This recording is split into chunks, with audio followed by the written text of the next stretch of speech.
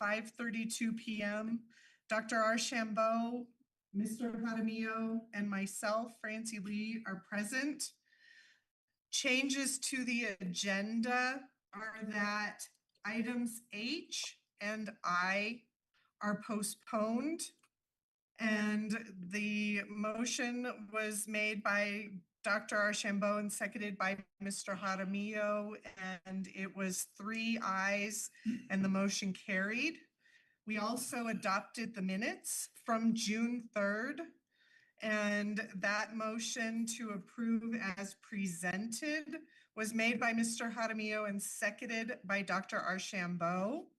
And the vote was 3 ayes in favor and the motion carried. There are no citizens to address the board. And Mr. Widener has just taken us to your presentation A for Mesa View. Apparently we were muted, but we did take care of that, and hopefully reciting that will keep us in compliance. Yes, ma'am. I think that was very helpful. Thank you for that recitation. And I guess I have the floor for this consideration of these two actions. Is that correct? Yes, ma'am. It is Mesa View and PSA Design Group follow-up. So the floor is yours, ma'am. Madam President, members of the board, thank you so much for this opportunity to come in front of you one more time on this project. This is a request for an approval of an assessment. And there are associated costs with the assessment. And the reason the assessment is being requested is because the design group, which is the district's representative during construction, has indicated that they have some concerns with the manner in which construction has proceeded. And they are asking for an independent assessment to be done. You have in front of you two separate proposals from two separate organizations to do the assessments. If you review the scope of work on both of them, you'll see that they're relatively similar. They use slightly different language, but they're relatively similar.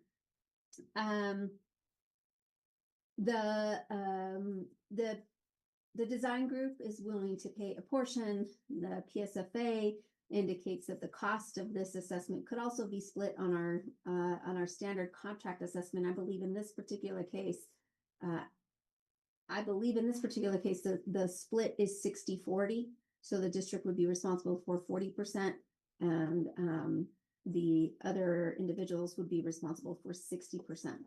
Let me back up just a second and say why I'm recommending that the district approve either one of these two assessments. And that is because although $28,000 or $24,000 sounds like a lot of money at this point, we're talking about a multi-million-dollar building.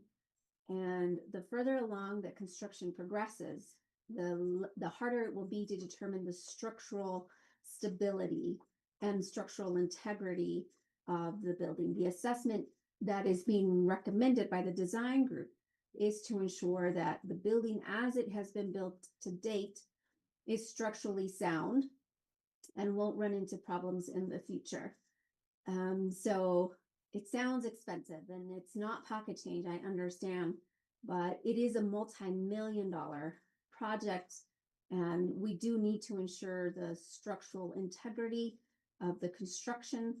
And this is the appropriate time to do that because at this point in construction, the skeleton, if you will, the structural bones of the project are still visible. If we wait until later to conduct this type of assessment, there will have to be portions of walls torn down to view the structure behind the wall. The PSFA agrees that this assessment should be done. I will say that there was some conversation at the work site about whether or not the contractor would request their own separate assessment, and we're not taking a position on that at this point. This is only to request approval for an assessment as recommended by the design group and PSFA, who are the owner representatives during this project. One last thing with regard to this, there are two proposals in front of you. I couldn't tell you which one is better than the other in terms of the services that they will render. I can tell you that the less expensive one is 24,000, the most expensive one is 28,000. I can also tell you that the design group is recommending the twining or twinning proposal, and that is the $28,000 proposal. And I'm happy to answer any questions that the board members may have. Board members, questions for Ms. De Santiago? What are these, checking the integrity of the welds or? Well, that they're checking the integrity of the structure itself, and the welds themselves are part of the assessment that need to be made. I don't know all of the details, but let me tell you in broad strokes what I understand. I understand that this project's original design, as it came from the design group, did not include welds. The original design included metal clips. And there was some concern that the metal clips were not going to hold, that they were not structurally sound. There was a MCR, or a request for modification, that was sent through the system, and that was never really addressed. There was some discussion going back and forth about that particular MCR until very recently. And Bradbury at the time did start some welding of some of the structure, and that's in part why the assessment is being requested, to determine whether or not the welds, which were not in compliance with the original design and not and completed before the MCR was addressed, whether or not those welds compromise the structure.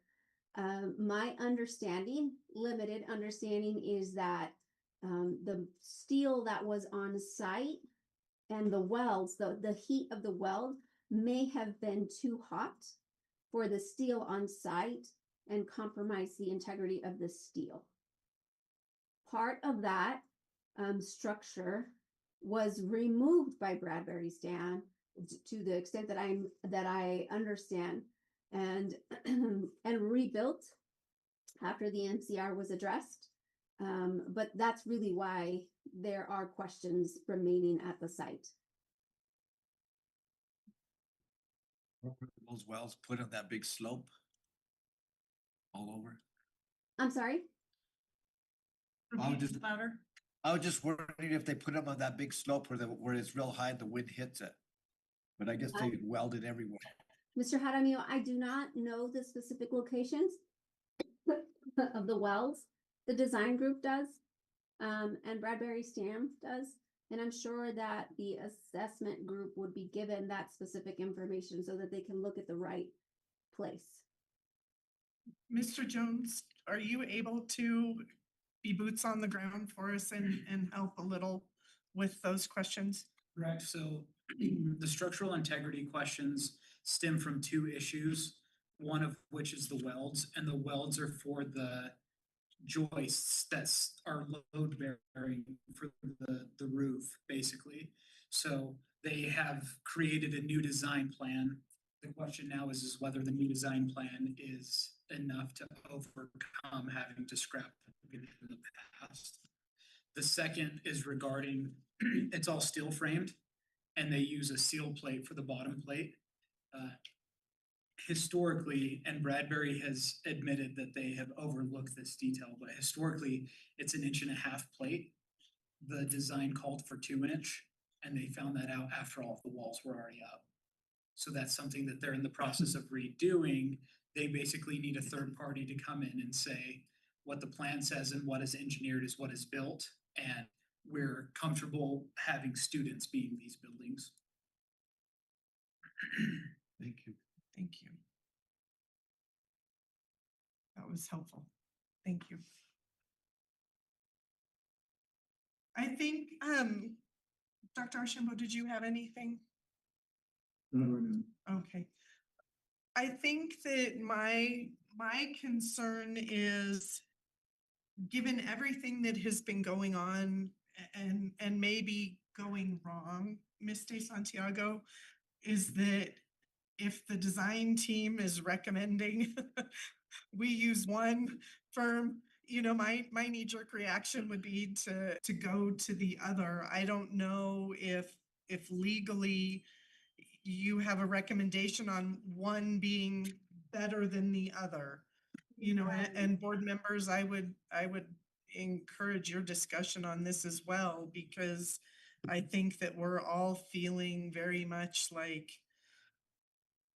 we're a little bit snowed on this one, and we're trying to figure out how best to move forward and protect ourselves, but also keep progress happening. And I certainly think that an assessment makes a lot of sense right now, rather than trying to continue on and backpedal even further. Madam President, members of the board, I don't think that there's a legal response to whether or not one is better than the other. I'm not recommending one over the other. I'm simply telling you where they came from and that the design group is recommending one.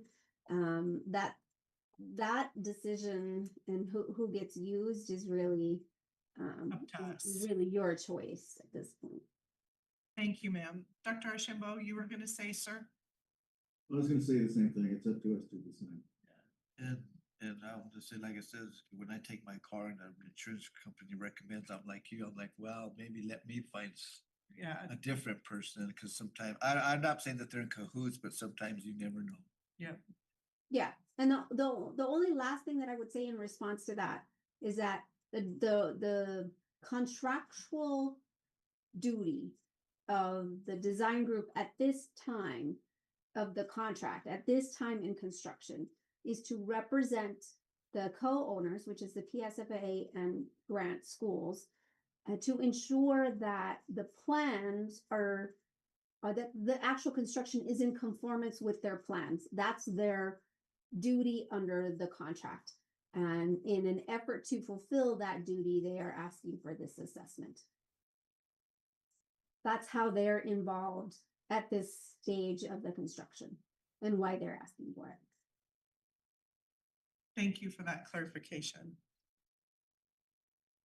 So board members, before us, we have the two, and Miss Santiago, de Santiago, indicated that the scope of work is pretty similar between the two. One is 24,000 and the other is 28,000 and change. And so I would like for us to maybe have discussion as to which way we would like to proceed.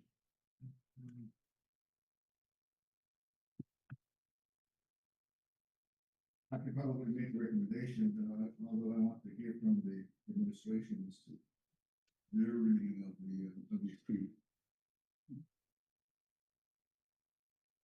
When you guys reviewed this, what do you think about these two difference?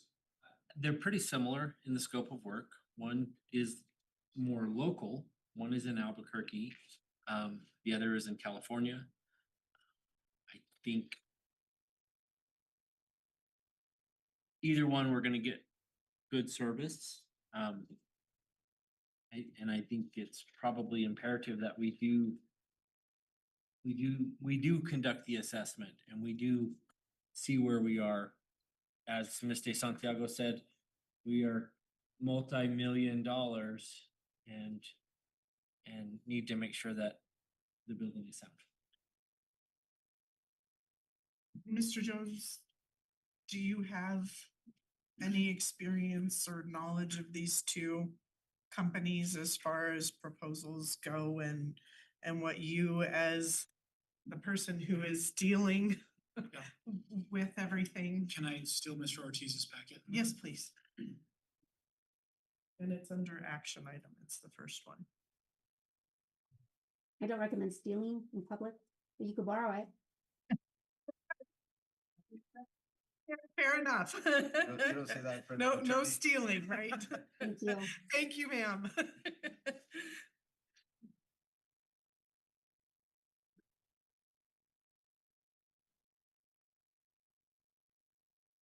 I just didn't know, Mr. Weidner, I wasn't sure what you were thinking as far as, I would say either one, I mean, do we stick with New Mexico or do we go with? California. Madam President, Yes, sir. I'm looking at the scope of services, that's what it is that we actually have to do. So how clear is their description of the scope of services? And that's so what I did is I looked at the people, but, in the scope, tax one, tax two, tax three are under the LOI. The first one. Mm-hmm. Yes, sir. And then I looked at the other claims. And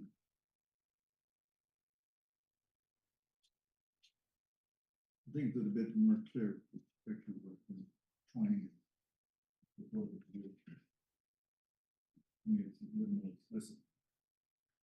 And it means that you're able to manage the oversight of this administration. My suggestion is that we create a contract that the council can, help develop that it stems from the proposal that they have created. These are RFPs, so from the RFP, we have to then generate a contract that cites the specific elements that we want for a contract. And I think that the more explicitness, clarity of the planning is one that I would probably prefer to go with. Notwithstanding that it is without some. And they got a good schedule fee too. I mean, they have a line of everything that they get into. Ms. De Santiago, as far as what Dr. Archambault was indicating, tonight, whichever one of these we were to pick and agree to go with, what is the next step for what the district is doing? Are you then gonna be handling the contract between the district and the company? Madam President, members of the board, because this is a project that is proceeding through the PSFA, it'll be the PSFA's attorneys and their documents that get, that will result in the actual contract, from whichever estimate is selected tonight. So I don't write the contracts. I'm sure I could ask to review them. But because this is an ongoing PSFA project, everything usually circulates through them. Thank you for the clarification there, ma'am. Mr. Jones, you were gonna add? Yeah, so since this project is with PSFA and we're co-owners on it, we're also co-procurers. So these are just two proposals for an invitation that the design company has reached out. So I think what's important about this is the design company, the construction company, the owner and the co-owner are all kind of on the same page. So I would agree that the Twining proposal is more in depth and also the most impartial, meaning they're going to review the engineered plans and then they're also going to review the work and then they're going to stress test the work and make sure that it's all legitimate. Whereas the first proposal did not mention looking at the engineered plans. So how can you tell if something is up to par if you don't know what par for the whole is? Thank you, sir. Dr. Archambault, you looked like you were ready to. I'm gonna make a motion. Perfect. I move to accept the proposal of Twain.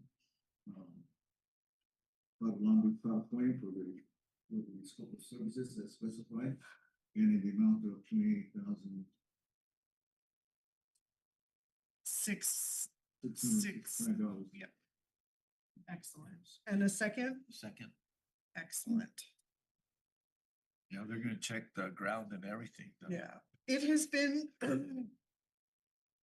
moved by Dr. Archambault to accept the, I'm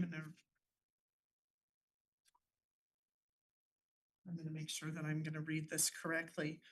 It has been moved by Dr. Archambault and seconded by Mr. Jaramillo to approve the board moving forward with the proposal for the structural assessment of the main building of Mesa View with Twining in the amount of $28,665.00. Any further discussion, board members? All right, Mrs. Turley, roll call, please. Dr. Shambo, Yes. Mr. Jaramillo, Yes. Mrs. Lee. Aye, the motion carries.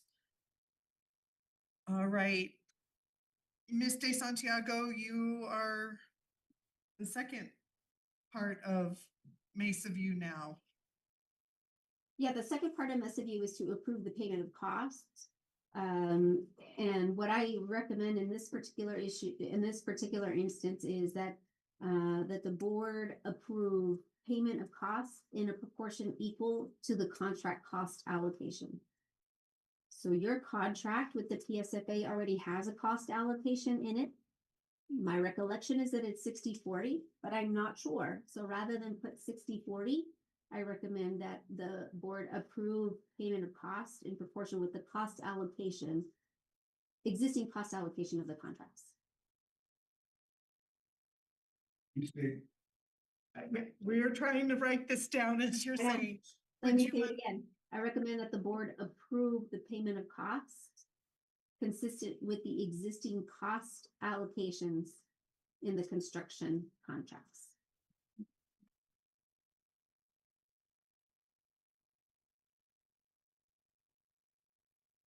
Right. I recommend that we approve what Ms. De Santiago said. All right, I'm gonna, and please help correct me, Ms. Sure. De Santiago, if I don't state this correctly. Board members, is there a motion to approve to pay a portion of the costs of the, for the assessment consistent with the existing cost allocation In the construction document. in the construction? Thank you. In the construction documents. Yes. Okay, I'm gonna try one more time. Sure.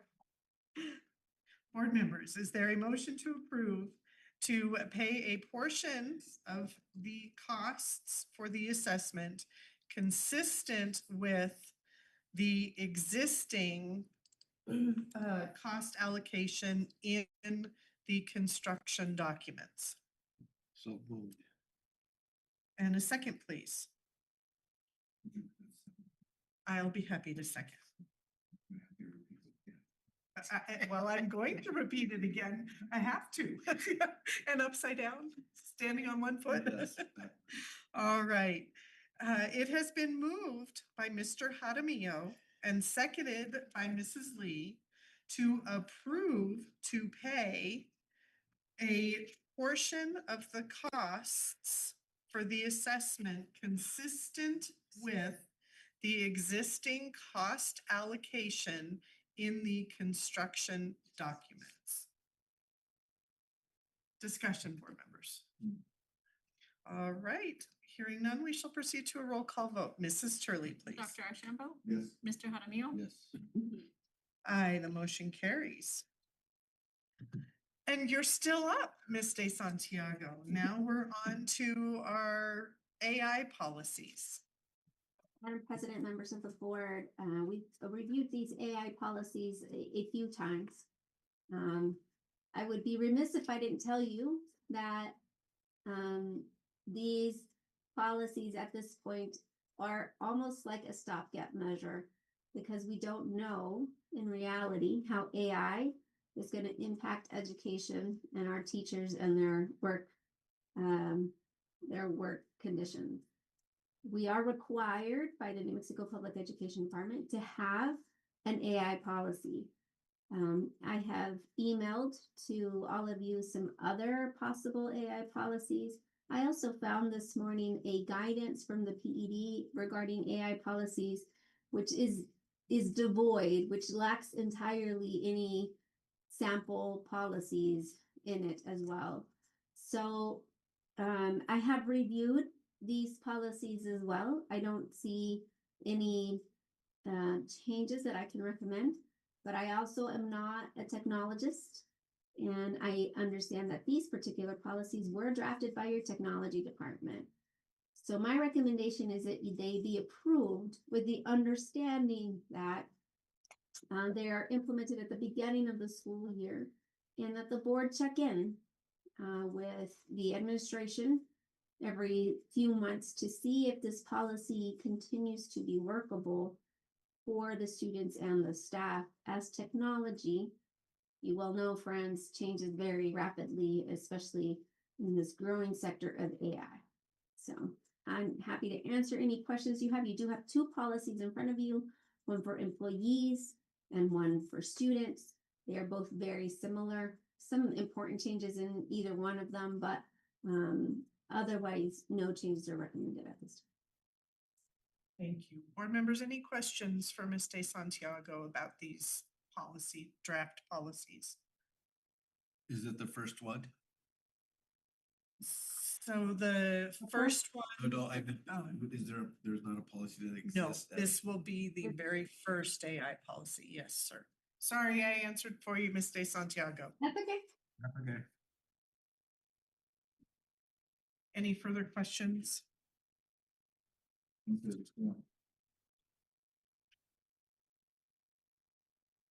I'm looking to make sure which one of them that we want to get rid of.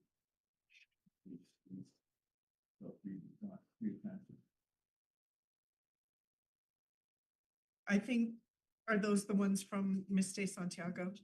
Those are the additional ones that she was giving us reference, correct, ma'am? That's correct. Specifically, member Hunt Daly requested some other sample policies, and I pulled these from, they're just other sample policies. I presume that most districts are adopting a policy, and then they're gonna find out how it works. Madam President, that's why I had asked. I didn't know if those are the old policies that I was looking at that you had sent. Those are sample policies Yeah. across, not just the state of New Mexico, they're just other sample policies. Thank you. All right, I will ask for a recommendation, sir.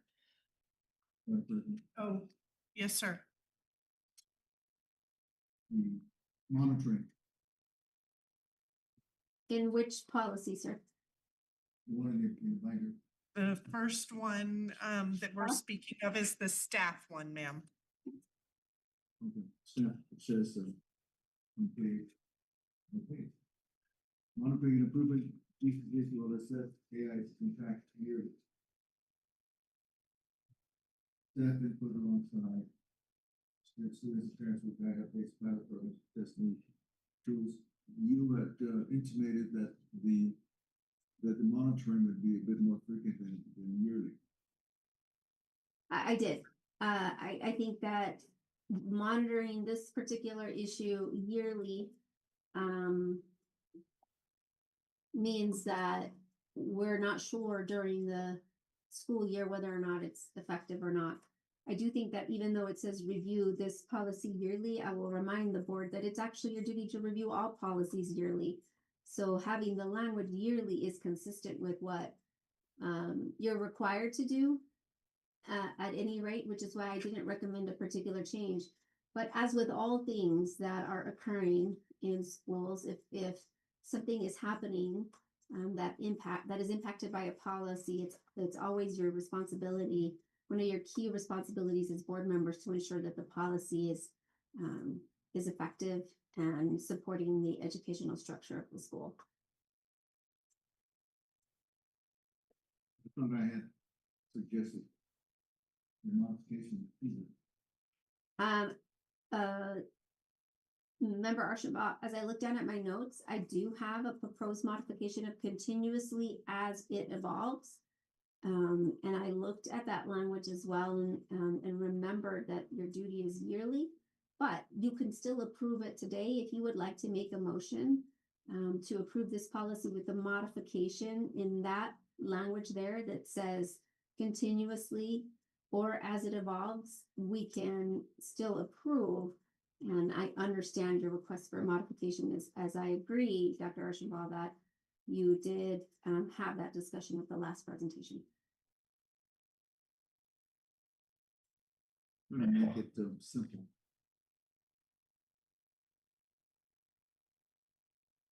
Thank you. So if we're gonna look at, I'm just gonna try and summarize this so that I'm able to ask correctly for the motion. So in this, GCCS will assess AI's impact, efficiency, student outcomes, yearly. Dr. Archambault is suggesting that that language be changed to GCCS will assess AI's impact, efficiency, student outcome, et cetera, continuously or as it evolves. That is what my notes have. Okay. So Dr. Archambault, would that satisfy the language in that portion for you, sir? Yes, All right. We're doing students separately, so we'll go ahead with this here. Thank you for your recommendation, sir. Now I'm gonna try and state this correctly. All right, board members, is there a motion to approve the staff AI policy noting that the language in monitoring and improvement will state GCCS will assess AI's impact continuously or as it evolves? Is there a motion? so moved. And a second. Excellent. It has been moved by Dr. Archambault and seconded by Mr. Jaramillo to approve the staff AI policy, noting that in monitoring and improvement, the language will state GCCS will assess AI's impact continuously or as it evolves. Is there any further discussion, board members? All right, hearing none, we shall proceed to a roll call vote. Mrs. Turley, please. Dr. Ashambo? Yes. Mr. Haramio? Yes. Mrs. Lee? Aye, the motion carries. And in that same vein, the student policy. And Did you have, Madam President, I would point out that there's the same yearly reference under the monitoring and improvement, which is at your paragraph 4, I believe, in the event that Dr. Archambault would request the same modification for time frame for consistency. anything to add on to that as well, Dr. Archambault?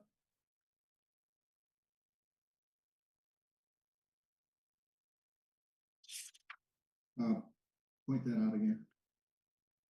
Dr. Archambault, it's on page 4 of the student policy. Under monitoring or improvement, it reads GCCS will check how well AI helps you learn and review this policy yearly. My impression is that you would want to change yearly to continuously or as it evolves to be consistent with the staff AI policy. Consistent. This is the one, as you say. I would have made it easier, I would have just said, we'll check.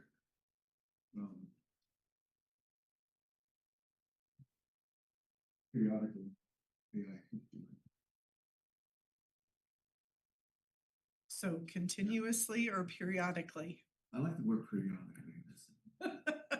It'll work. So we're gonna make it be different, sir?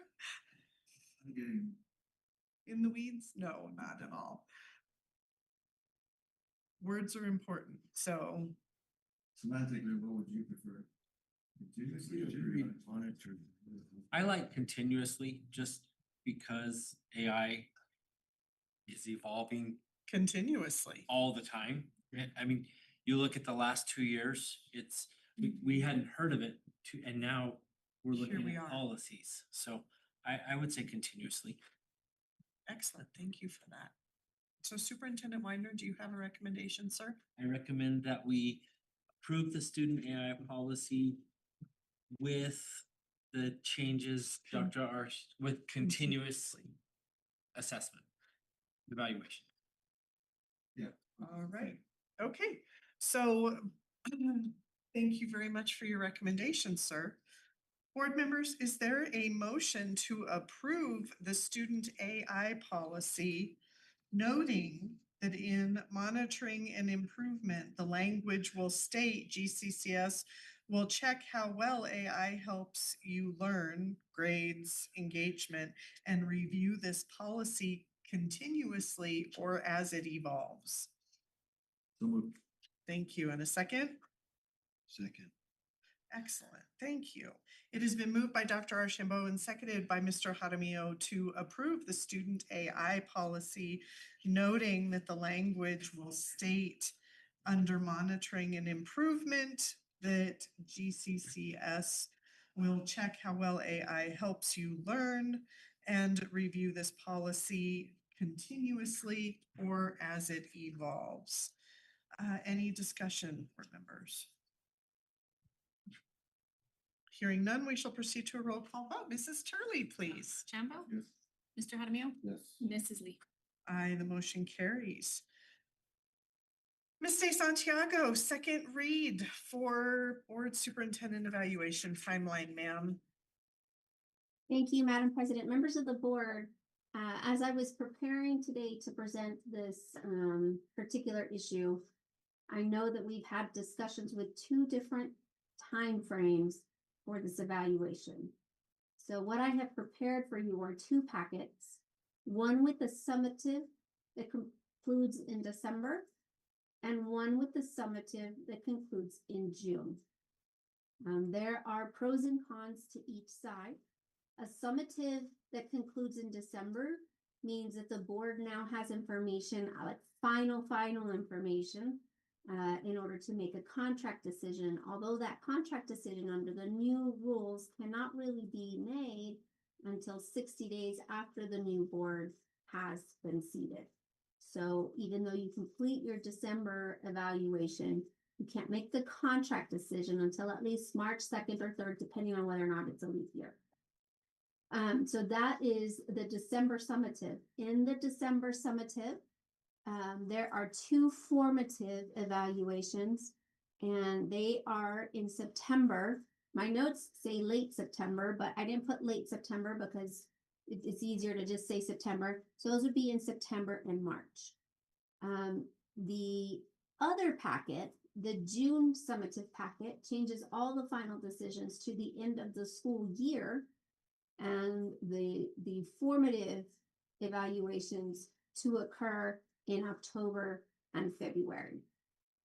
For your consideration and discussion in this regard is again the change in the policy that says that the board cannot make any decisions from the date of the election until 60 days after a new board has been seated.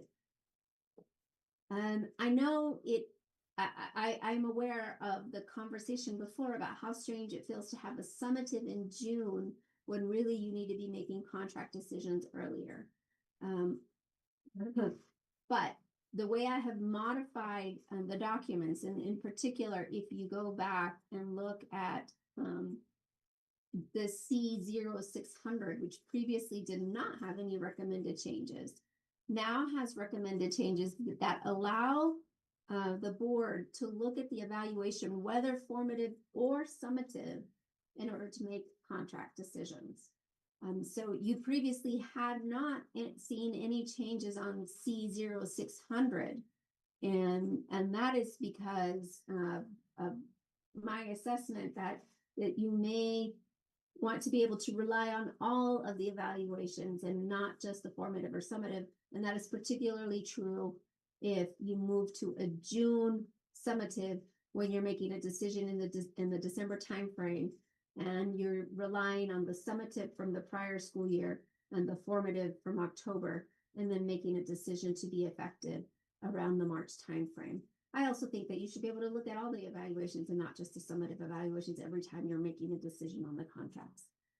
I also And changed. those- Go I'm ahead. gonna, pardon my interruption, and those were what you emailed us Today, correct. this afternoon, That's correct? right. And so what you'll have in the packet there's a June packet and a December packet, and they're both going to have the same C0600 in both packets. They're identical because there is no specific date listed in your actual policy. After that are the two regulations, one that has the specific dates, which is C0611.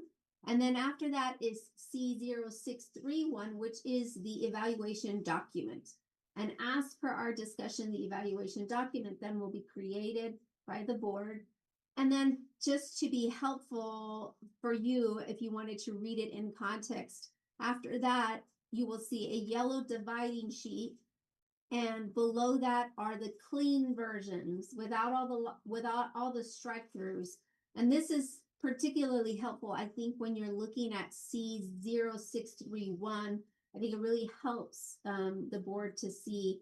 There was just pages and pages and pages of strike through and almost kind of hard to read. So that's why I prepared the clean version primarily for the regulation for the exhibit C0631, so that you could see you still have an evaluation tool that says that you're going to meet each year after the summative evaluation is completed. It's still going to have the same categories that you have now. It just doesn't have all of the outlines on each one of them that your evaluation tool has.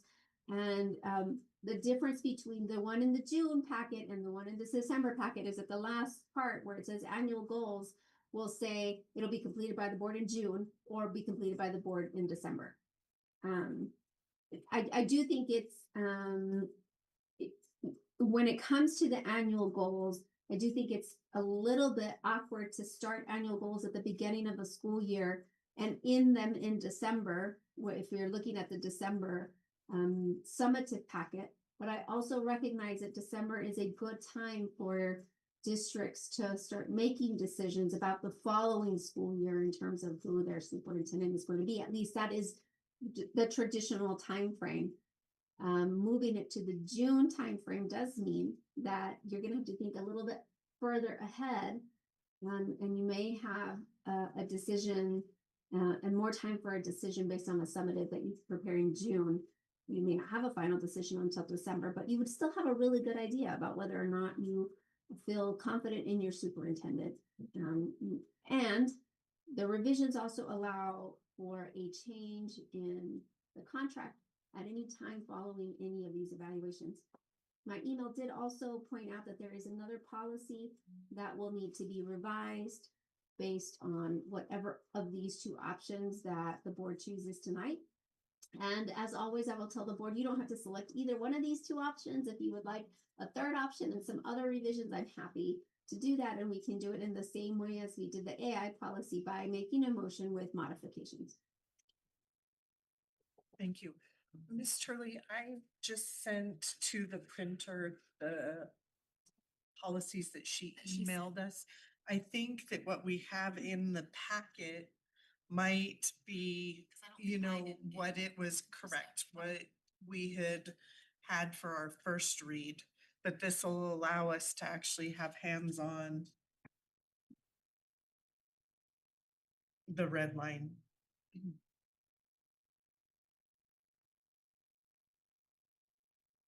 Thank you, Ms. De Santiago. Board members, why don't we hear from our superintendent? Because we asked in our last meeting for him to weigh in on what he was thinking about the evaluation timeline. I put you on the spot, sir. Well, no, I like the December idea, right? Cause December, you know, we have the election, we have board changes and all of that in January. And so I like the idea of December. And that kind Thank you. of, you kind of know where you are as you go into a new year, right? Into a new year. So you're, just for clarification, you're saying you like formative for December, summative for June? Correct. Okay, Correct. and I'm And just getting my brain on your same And I page. think kind of Ms. De Santiago just said, you know, you can kind of negotiate the contract terms at any time. And so if Except superintendent, that with the new rule, you can't negotiate the contract from the election until 60 days after a new board is seated. okay. So then So you'd it you'd would have be to have a March. follow-up conversation in March. But I think you would kind of know if your formative feedback wasn't great, you would kind of know as superintendent where you stood. And so, I like it. I think December and June is good timing. Thank you, sir, for that. Appreciate your opinion on this as it affects you, sir. Yes, yes. Dr. Archambault, did you have anything you wanted to add to that, sir? 60 days after the new, if there are any new, or actually it's 60 Just the days, election. regardless. It's Determined between the not. election. And 60 days after the new board is seated, which means 60 days after January, your first January meeting. If your first January meeting doesn't occur until January 15th, it's 60 days after that January 15th meeting. Which is a long period of time. Well, putting yourself in, you know, when you came in, we proceeded to consider his contract as we thought it was to be done. The evaluation. The evaluation and it said that we could either act. If I recall right, it said that you could either take no action or you could take action on the contract. I haven't looked at it recently, how it actually reads. I guess my question is, if the formative occurs in December, is the board able to make a decision on the contract prior to the completion of the summative in June? Madam President, Member Archambault, the way I revised the policy C0600, yes. And if you look at the red lines on C0600, you That will was what just got printed.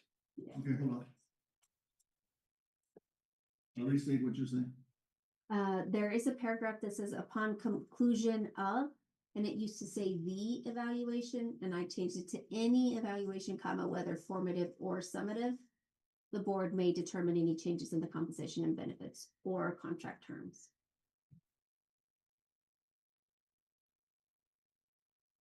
Okay. You two having been the most recently impacted by this in a sense. Yes. Let's assume that in November, there's elections and new board members are installed in January. Especially those who have never been on the board. Then they would, I would suspect, feel that they're not in any position to make a decision on the superintendent's contract right away. If they've only been on board for about 2 months. Right. So what we're saying in the revision is that notwithstanding that, we still could be in a position of making a decision with the new board members, say in March, on his or her contract. May, with them having been seated for 60 days. And it's not required, but yes. So they would have 60 days, it's not a long time, to experience the superintendent's leadership and then my assumption, there would be a discussion that within that period of time, utilizing the formative assessment that occurred in December, engaging in that discussion with the superintendent, say in March, and discussing that assessment in its completion and what it stated. And then say, are we in any position to consider acting on this contract, or do we just wait until June? Or in summer, whatever it is. So I'm just thinking of the new person who's coming in. And what we're saying is that he or she is able to participate in a decision as to whether or not the formative assessment is sufficient, along with their couple of months of boardmanship, is sufficient for them to have the board decide whether they want to act on this contract at that time, or their option is to not, to just wait until the summer. That's what I understand. That's all that we can make. I agree with, that's how I read it as well, and that is the timeline outlined as what Ms. De Santiago indicated in the red line. And are you asking for us to weigh in, I'm just or are you just stating? making a statement on that, and by all means, we're having a dialogue right now. Absolutely. It almost seems like we would do the formative.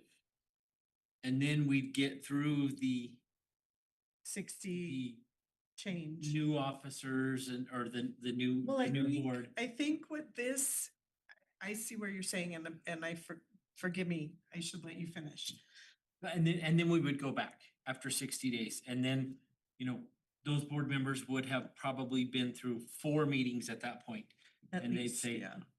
Okay, his evaluation was here, we think. Well, I think the hardest part, the way that it is right now without changes, is that the way it is reading is that it is excluding board members that are newly elected at all. This is because when Walter and I stepped in, we immediately started doing formative evaluation.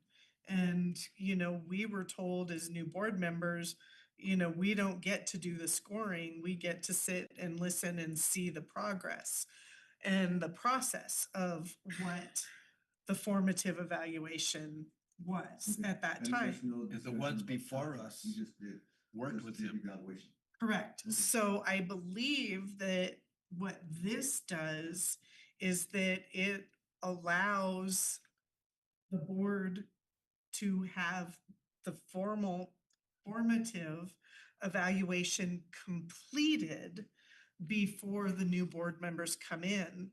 And then there's a time of, the adjustment, the 60 days or whatever. And at the earliest, whatever that date is, 60 days, if need be, it isn't a mandatory, it is a if need be, then a conversation can occur about the contract. Is that correct, Ms. De Santiago? Madam President, members of the board, I just want to point out that the final overall evaluation is the summative evaluation. Correct. So if the summative evaluation occurs in December, all the members of the board participate because it's the complete board sitting before they transition off of their, whether there's any transition or not. If the summative occurs in June, all the board members would participate because by that time they would have been sitting for 6 months. Formatives would occur in either February or March, which are sort of aligning with the time frame for contract decisions. If one is going to be made at that time, there's nothing to say that that contract decision cannot be made before the election, or cannot be made in June, or cannot be made at any other time. So one of the conversations that we had starting, a month and a half ago with our work session leading up to the first read, the beginning of this month, was trying to figure out how it was gonna best work with election cycles. And I believe what Mr. Widener was just indicating was that we were saying formative in December was his preference and summative in June. But that formative would be completed by all sitting board members at that time. But then if it happened to fall in a year of, a contract ending, then March would be when, You'd have to revisit. we would start having those conversations, even though the summative hadn't been completed yet. Is that I understand that. what, I mean, am I saying that correctly, Ms. De Santiago? That's what I understand, yeah. Yeah, Okay, yeah. so now, Dr. Archambault, That's how I read it too. okay,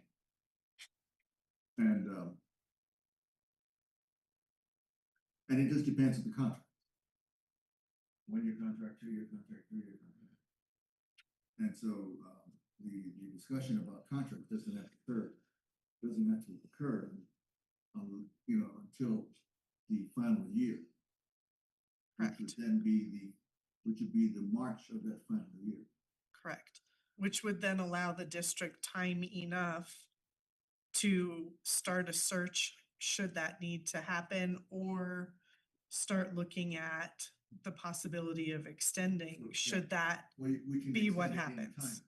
Right, So if we're in the final year and the contract is going to end June 30th, and we're in March, we can either, if you do nothing, then it ends. Or you can state that we will not extend. Or we can say we will extend for whatever period of time. And then Correct. we will await then we will continue with the evaluation process, which would mean that, if there's an extension, then the summative would be completed. The summative would be completed, and it would then match with the beginning of the contract. correct. With new goals and stuff.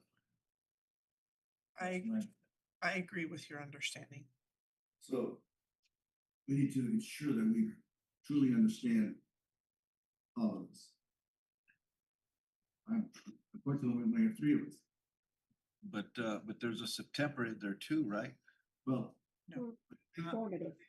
I think we can do what we're saying is that the formative could be in December. Am I correct? Formative December, Formative, no. Again, I want to make sure that we understand that we're talking about the right thing. We do the summative in December with formatives in September and March, or the summative in June with formatives in October and February. So what I recommend that you do is you look at C0631 in each of your packets and lay them side by side. okay, That's So I- it just I- sounds like they're. yeah. So they want the formative in December and the summatives. no, summative June, yeah, I'm looking at the one that Sean did. Yes. We would just have Yes. to revisit the formative after the elections, 60 days after. so But that would give new board members 60 days. To do a summative. Yeah. And like you said, they have a couple of meetings. So they'll be able to do the formative in September. Yeah, they'd have 2 months, so they could kind of. I could see more October-ish than September. And it was October. And so it used to be October and February, but I thought we were forgive me, I thought we were trying to get away from having to do, because we did October, November, to get formative completed. And then, we started January, February and finished March. So this was a really, lengthy process with a lot of executive sessions, if you all remember. And so I thought we were trying to narrow it down where it was formative ending, I guess, in December. Like it would start in November, but end the very beginning of, December. And then that would lend itself to the March timeline as far as contract and, going forward with the summative then in June. That was how I read it originally. That was what we had discussed, I think, originally. So I didn't realize, and my fault for not paying attention to that we were talking October, February, and June.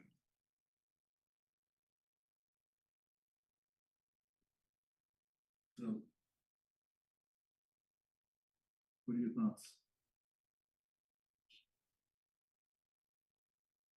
When Do you think formative could be October, February, and June? That's what No, this one. Summative would be June.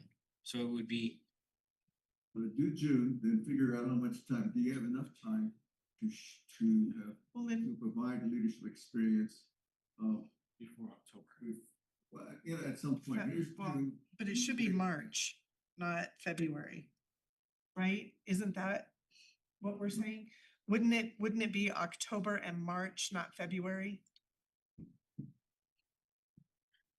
Cause March will give him the 60 days. Because, yeah, we can't have action On the for contract. contract in February, so it would need to be March. And that'll give the new board members a 60-day time frame. I'm just trying to get us, what you think is a reasonable I think that, amount of time between evaluations. Do you have enough time to have demonstrated your performances on the evaluation instrument from this formative to the next, and then back around again? I think that would be a pretty good check, right? Cause you'd almost do it quarterly. And so you'd have formative, couple of months, formative, and then summative. I don't think that's a bad. But I think, so Roxy, what I'm hearing is that on our CBIR, it would say, June for summative and October and March for formative. yes, not February. Understood. That's what I am understanding. Yeah, I think that would be, and you would know. As superintendent, you would kind of know. And then You'd be able to kind of know how the summative was gonna go. well, because you would have a sense in October how things are going, but then also You're only doing it twice. formative. We're only doing an evaluation twice. One is formative, one is the summative. Right. What you're saying, it might be much more effective for you if you had two formatives and summative. Correct, I correct. think so. And that way you I could, think it gives him a better read on.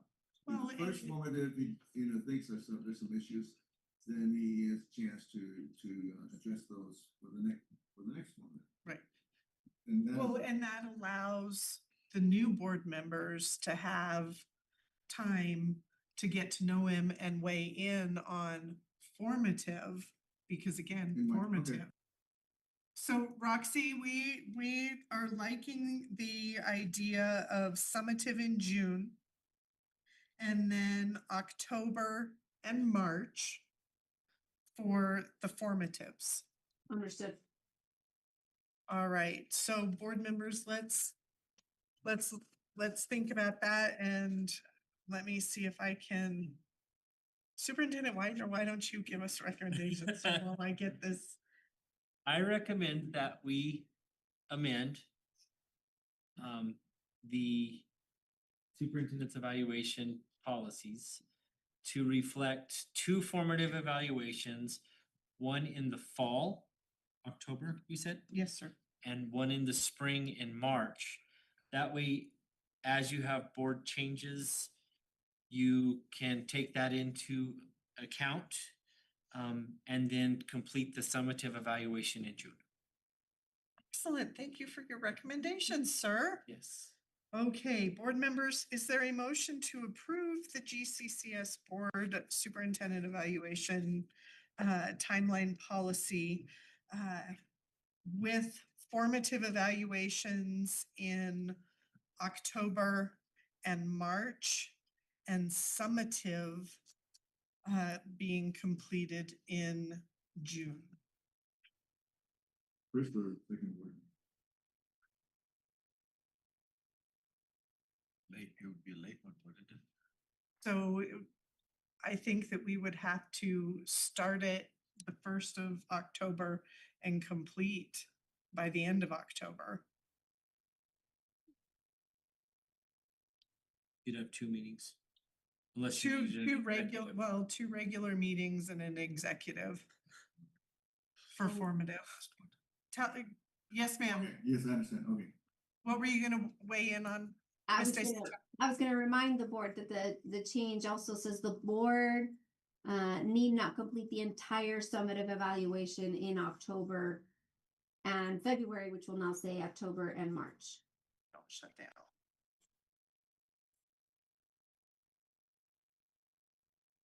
My computer is shutting down, darn it. Do you want my recording? I do. Yeah, I apologize. I just lost my computer there. Lovely. Technology, it's our friend, right? That's numbers. Ms. De Santiago, would you mind restating that? My computer just had a meltdown. I just wanted to remind the board that the policy revisions say that you do not need to complete the entire summative evaluation in the formative. You can use a shortened version. Correct, informative.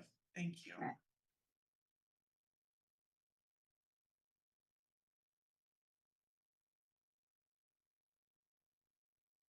Let's see if I can get this back up. That would require us to do some work. This, people that implement this year in the first, it's going to be in October. So that means if we do that, we need to make the evaluation and discuss Yes, what is going to be the formative portion. shorter version, the next version, whatever it is we say.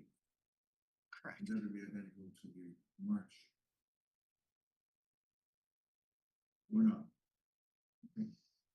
And that, Dr. Archambault, just for clarification on that, that is part of us needing to reschedule the July meeting, the July 1st meeting, which Mr. Widener will discuss what we were gonna do for July 8th. If you recall, I sent that email out to the board members a little bit ago. Okay. Ms. De Santiago, I'll state this again. Board members, is there a motion to approve GCCS Board Superintendent Timeline Policy Evaluation Timeline Policy with formative evaluations in October and March, and the summative evaluation in June? So is there a motion? So moved.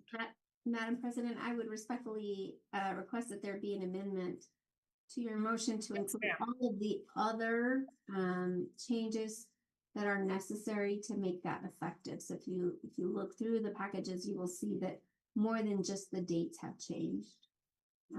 So I would ask that the board consider approving the additional modifications to the policies as presented tonight as well. Excellent. Thank you for the clarification, ma'am.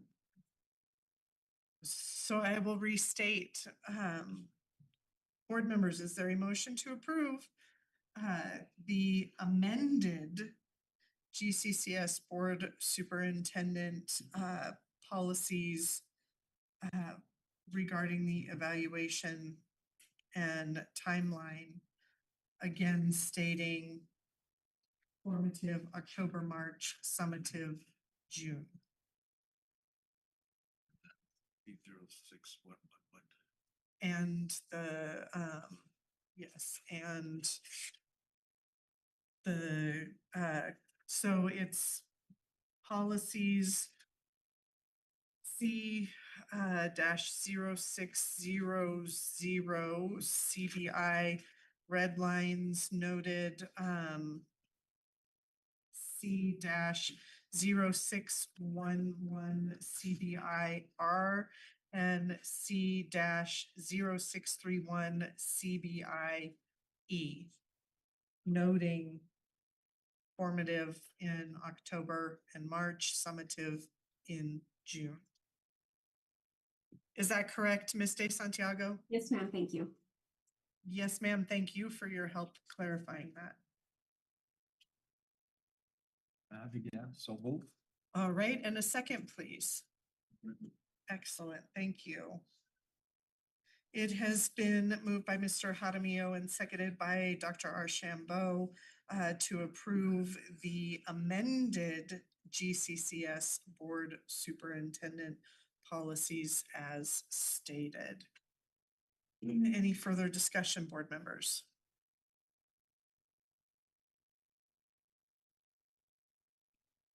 Mrs. Turley, roll call, please. Dr. Ashambo, Yes. Mr. Hadamio, Yes. Mrs. Lee. Aye, the motion carries. Excellent. Mr. Widener. I believe we are up to Ms. De Santiago. Madam President. Yes, sir. We're going to get to a agenda item, SFP contract. And I may have a question that might require her. Okay. I'll stay on. Thank you, ma'am.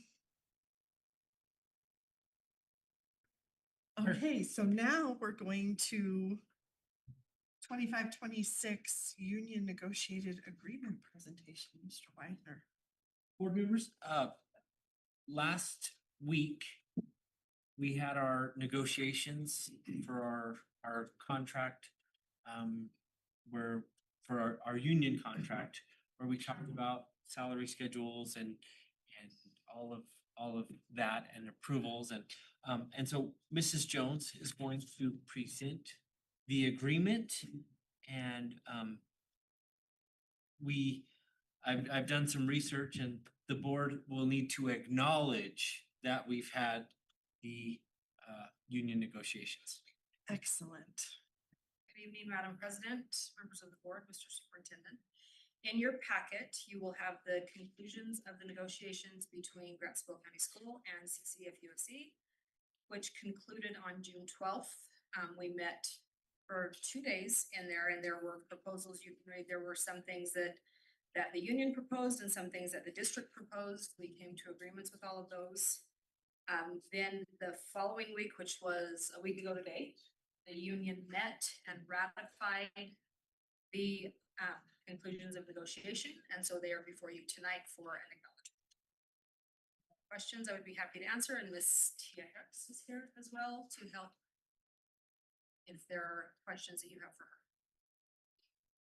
Thank you, Mrs. Jones. Board members, any questions about this document and agreement?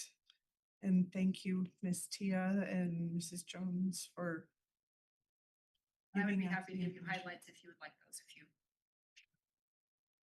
Board members, questions for Mrs. Jones? Or What is that bereavement I'm sorry, leave? That leave? bereavement leave. So it has been requested, that was one of the proposals from the union, that we add into our negotiated agreement that employees are granted bereavement leave. Currently, employees have sick leave and personal leave. So if a member of their family dies, they have to take sick leave or personal leave. So the proposal was that we add 3 days of bereavement leave for very specific, and you can read it in there, the categories of family that that leave could be used for and how that leave would be used. So we're granting an employees annually, and it is not accruable, but so if somebody had if their grandmother died or their spouse died, they would have 3 additional days of leave that they would not have to take from sick or personal to deal with those things. So that was proposed by the union and agreed upon by GCCS. Thank you. You're welcome. Thank you. All places should have that. Right? That's a very, very kind thing to do Huh? for, it's a very kind Yeah. thing to do for. And there are many employees. districts who do that. Sure. That offer bereavement leave to employees. Good.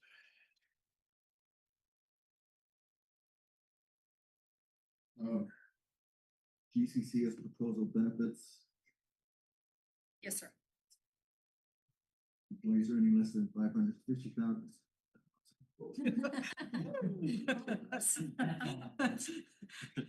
The district will contribute 90% toward the cost of employee benefits. What is the arrangement at this point? It currently is at an 80-20 split, because the rate at which benefits increase does not keep up with the rate at which our pay increases. The benefits are usually outweigh the pay. We discussed that the employees making less than $50,000 would be the employees most impacted by the increase in premiums, and that the district could offset that by paying an additional 10% of their premium so that they don't feel that pain quite as significantly as they would if we stayed at an 80-20 split. Would that cost it out? I would have to defer to the business office, to the finance department to answer that question. It was. And The individuals that fall under the 50,000, just so you all are aware, those are our EAs, secretaries, custodians, maintenance workers, food service, bus drivers, so a pretty significant portion. I would have to look at the notes for the total amount which their insurance increased. To give you that figure of, this is exactly what it costs the district to involve ourselves with doing another 10%.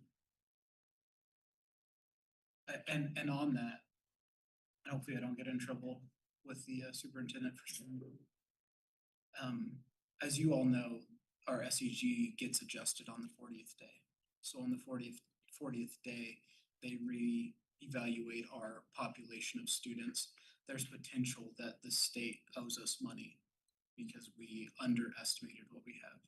If in the event that we do get funds in the black at the 40th day, we will revisit a health and wellness benefit as well, so that we can do that for our people and make it a lot more user friendly than it was this year. Because the last thing that I want to happen is for people to have money available to them and then leave it on the table. Who's who's excluded from being in the union? I'm sorry, Who's excluded from the union? who's excluded from The union. the union? So the union is available to all employees with the exception of administrators. So category 4 secretaries at the district level and anybody in an administrative role is not covered by the union. So our teachers and then custodians, cooks, bus drivers, aides, EAs, secretaries, anybody that is not administrative in function or a category 4 secretary. Nice to pay all of the benefits. All right. Anything further, board members? Madam President, members of the board, I would just note that if the board requests any changes or modifications to the contract as negotiated before you, the appropriate step to take is to go back to the union and renegotiate that issue. So Thank you. you can either vote yes or no. And any modifications have to go back to be renegotiated.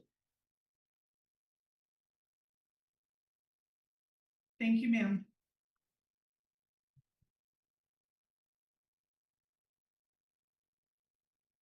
You said, Madam President. Yes, sir.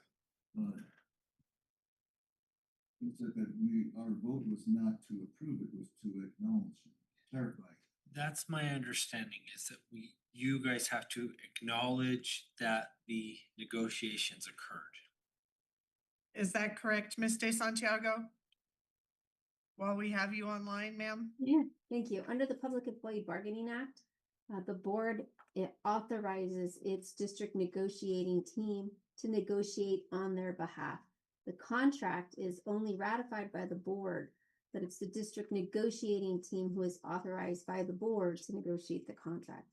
So to the extent that the board wishes any modification, they need to send it back to their team. It gets renegotiated, it comes back up. I will also point out that your collective bargaining agreement does already indicate who is covered by your agreement. And I believe in your particular collective bargaining agreement, it was in an appendix, but I'm trying to find it right now, and that was to address the question that I heard just a minute ago.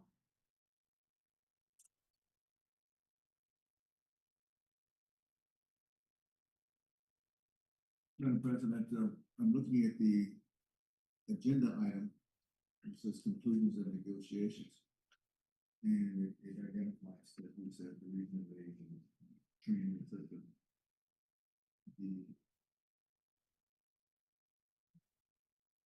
The agenda action item says ratification of the agreement. So, but this is not the agreement.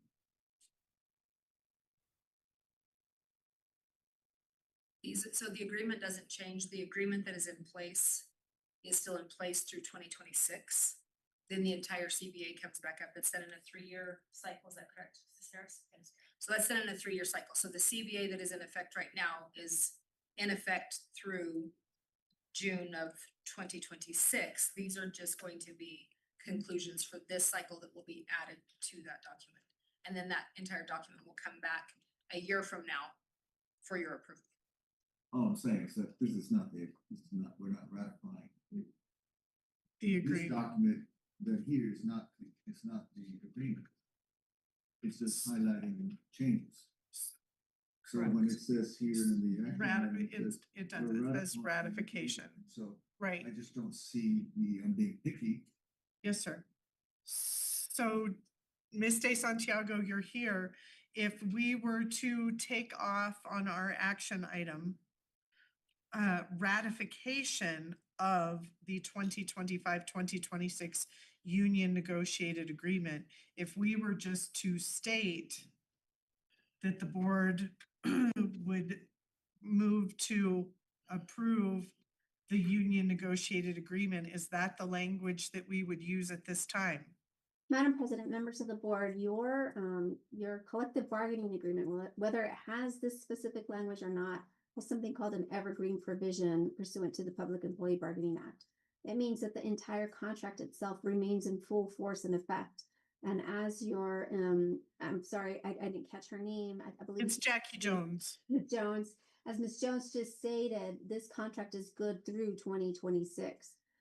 Ratification is the appropriate term because what you're doing is you're approving the negotiations that occurred that change the collective, to the extent that they change the entire collective bargaining agreement. It doesn't mean that the entire thing was negotiated or that every article was reviewed, but every time it comes in front of the board under the Public Employee Bargaining Act, the appropriate term is ratification, because what the board is doing is ratifying the work of the negotiating team, of the district's appointed negotiating team. So it is ratification, even though it's not the entire agreement. The entire agreement remains in full force in effect pursuant to the evergreen clause, either in the contract or under Public Employee Bargaining Act. Did that clarify, Dr. Archambault? No. Let He me help didn't you. like that I know. clarification. Yeah, let me hear your question again, Dr. Archambault, and I will try to Well- answer it for you. I'd like to see the agreement. That's all. Oh, well, then that's an entirely separate thing. Then if you would like to not ratify what's in front of you I'm saying today, that But this is, so We're ratifying the change, changes The to the changes. agreement.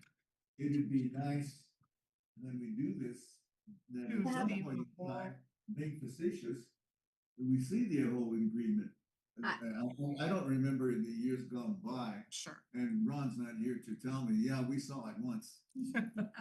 I don't know when I've seen it. So this is, 2 years ago. And so that's what I mean, is sometimes you gotta see the whole show. I have no objection to your request, Dr. Archambault. I think it does make perfectly good sense for you to see the entire collective bargaining agreement so that you could see the changes in context of the agreement. The appropriate term is still ratification, whether you decide to move tonight or table it to a later meeting where the full CBA can be provided. All I would want to do is to see the changes to the agreement at another point in time. Okay. Not to, belabor it. not to, deny the action. Very good. So the original CBA document is online on our district website under human resources and then resources. The entire CBA is there that is in effect through 2026.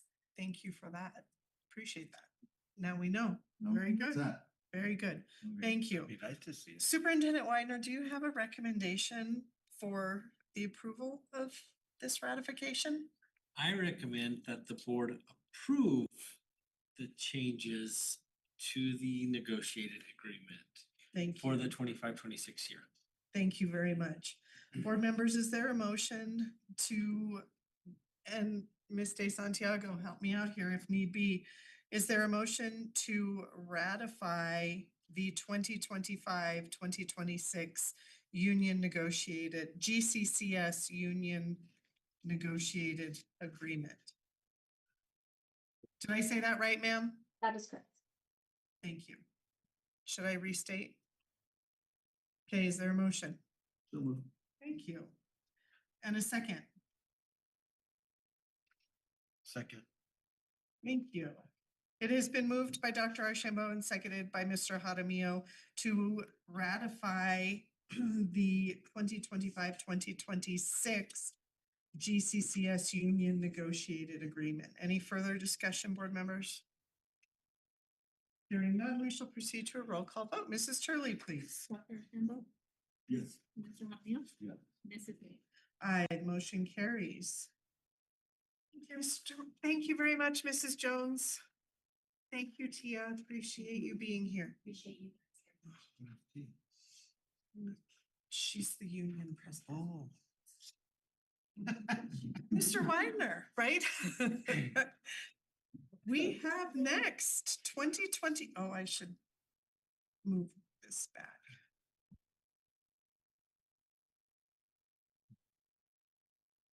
At our last meeting, we talked about our contract and the evaluation of the contract with SFE.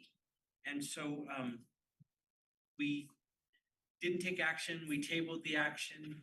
And so I said I wanted to do a little more work, and I've had several meetings over the last few weeks trying to figure out what we're doing with our SFE contract, the direction that we're headed.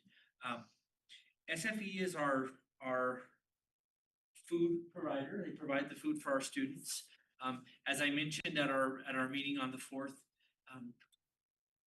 part of the MOU stated that we would have somebody from Grant Cibola County Schools that would represent the district, and that I didn't know that was part of the MOU when I first started as superintendent. And so we have brought Edwina Gamboa back into that role.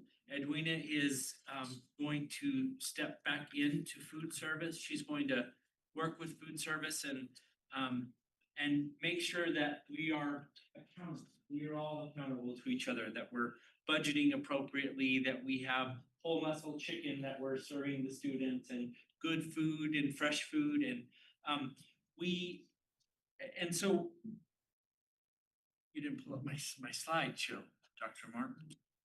Where is it? Right here. And so I've been meeting with the team a lot. We have a new partner from SFE. I think you all know Carol Burnett. Carol is here. She provides the food for our and Carol is on site. She is here in our district. She is in all of our kitchens and oversees our program at Grant Cibola County Schools. Rex Lish is our new partner. He's based out of Rio Rancho, but is going to be overseeing our program.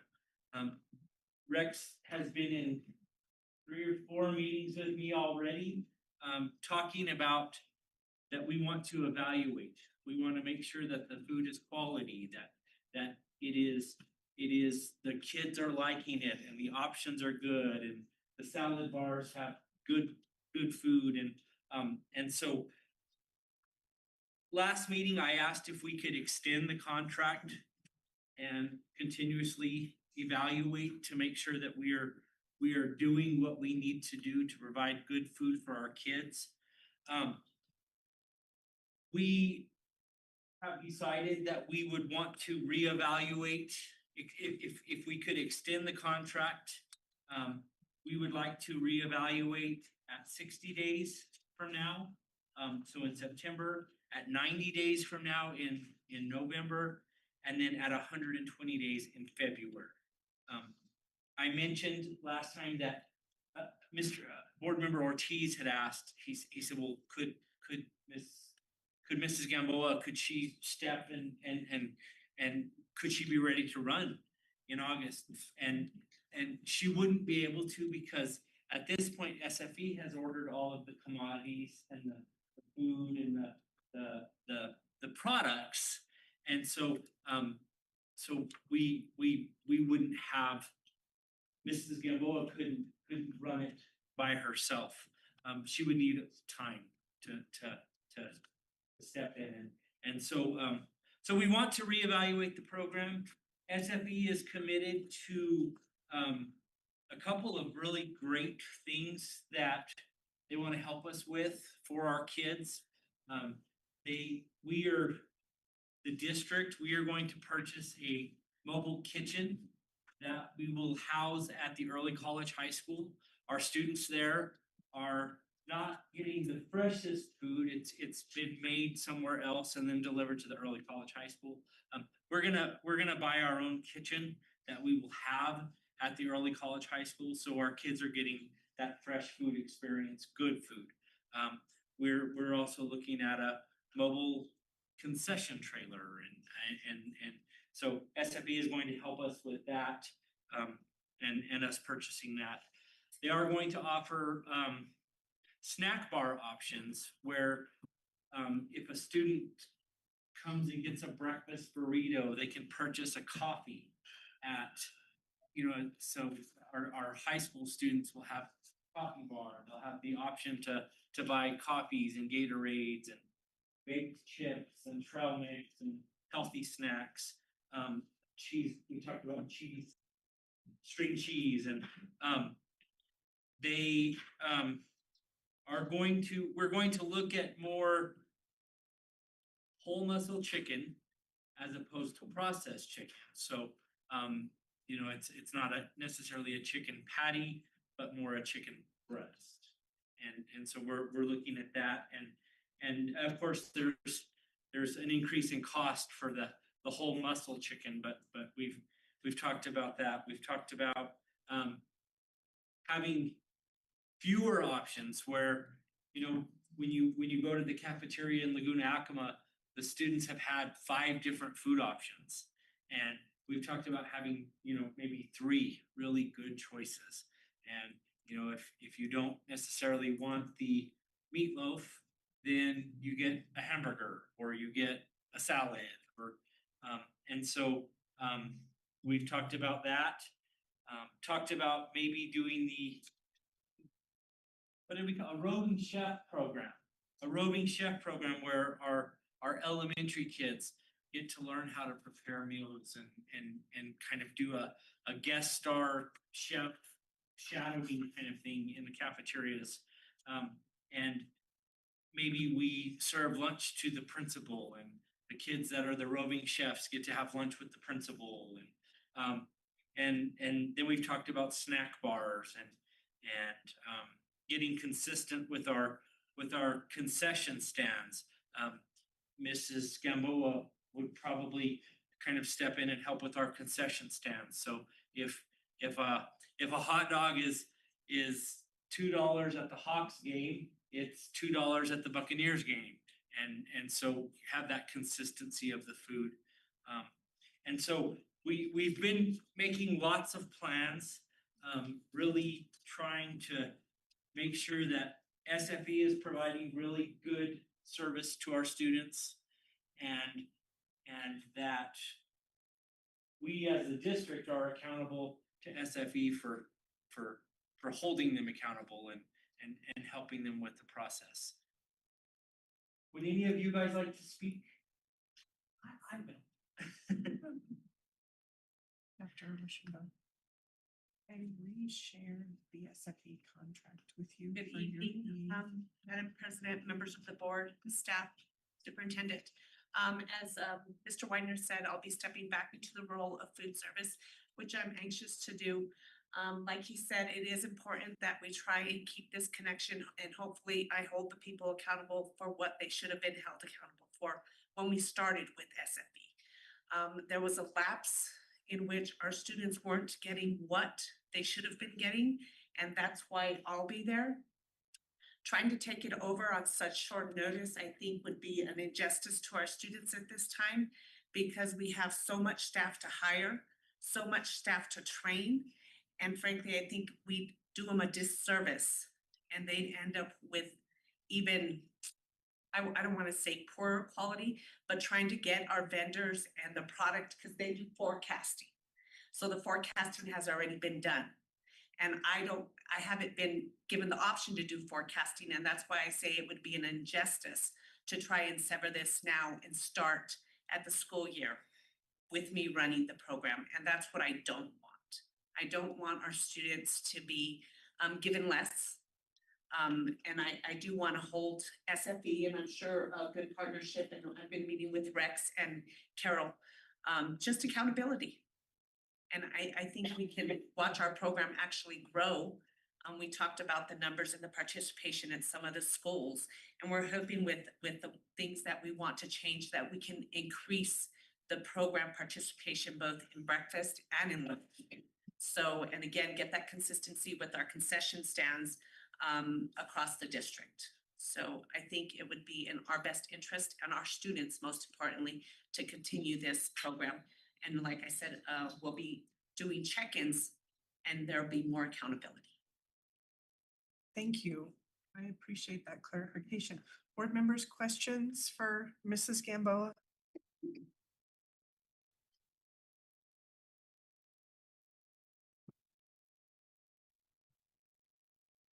The item says that this is an SFE contractual memorandum of understanding.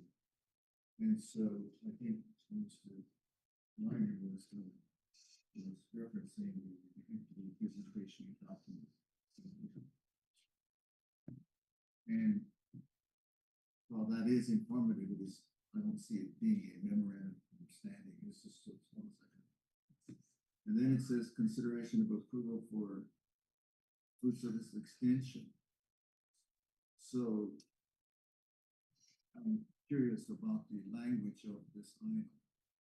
When we say that this is a contractual memorandum of understanding, that makes it appear to be a legal description of a relationship between the district and the vendor called memorandum of understanding. And I've heard that term used in other purposes.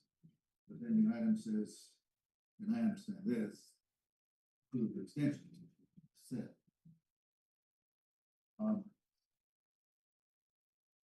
So for clarification, sir, the item was in the June 3rd board packet and it was tabled. And it is still, that was what I had just resent because we actually had that memorandum of understanding, that whole packet in the June 3rd drive. And so it is my mistake for not having that reshared, but we have had it since June 3rd, when Mr. Ortiz asked for it to be tabled until this meeting. And so I believe, We should let just you for hear. I think for clarification, the presentation that was added by Mr. Widener and given by Mr. Widener is in addition to that original document on June 3rd. And that was what I just reshared with you, sir, for your convenience.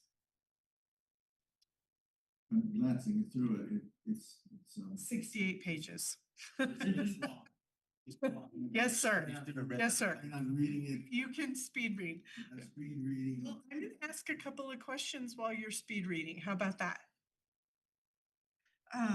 Or unless Mr. No, Jaramillo. no, Ron just wanted to hear from Edwina if she'd been able to pick up the pace or, he just wanted to know, like what you just said. I wish you would have been here. I think we would be doing a disservice to our district and our students. Because the turnaround time in trying to get staffing, and then we also have to train this coming year because everything, their food handlers and everything expires at the end of this year, and trying to get 15 plus staff members transferred back to GCCS. Like I said, we would be sticking bodies in to stick bodies in where I would want quality with an employee. And that's pretty much what Ron wanted to know. He wanted to want your input on it. So that's why we tabled it. So just for, because I know you'll be able to answer this for me. You were talking earlier about getting more kids, to participate, right? So how are you preparing food if, you don't necessarily have the numbers? Because I know that our entire district, we qualify for, free lunch, Universal but meals. yeah. So currently, if you look at the Grants High School loop, Laguna Loop, even Los Alamitos loop, students who usually eat breakfast are the only ones coming off the buses. Our hope is to put tables and points of entrance where students come in, like the front entrance at Grants High School, and it'll be a grab and go. Same thing at Los Alamitos. You have the bus loop in the front, parents dropping off at the back, so we don't capture those students. So our hope is by giving them options on the way that they'll take them, or giving an incentive. Okay, you grab a breakfast, we'll give you a coffee. I'm just trying to get those numbers up because participation has gone down, but we're trying to come up with innovative ways to get those students to the cafeteria, and give them options. And whether that be on the go, and again, we also talked about share tables, trying to put share tables in areas where students have access. Yeah, maybe you don't want your Nutri-Grain bar or apple, but it's not perishable. So now the state is pushing to have share tables in areas so students who want more can grab more. So we're just gonna see what we can do to increase those numbers, or what ideas we can come up with to try and get more students in the cafeterias, especially at the middle schools and high schools.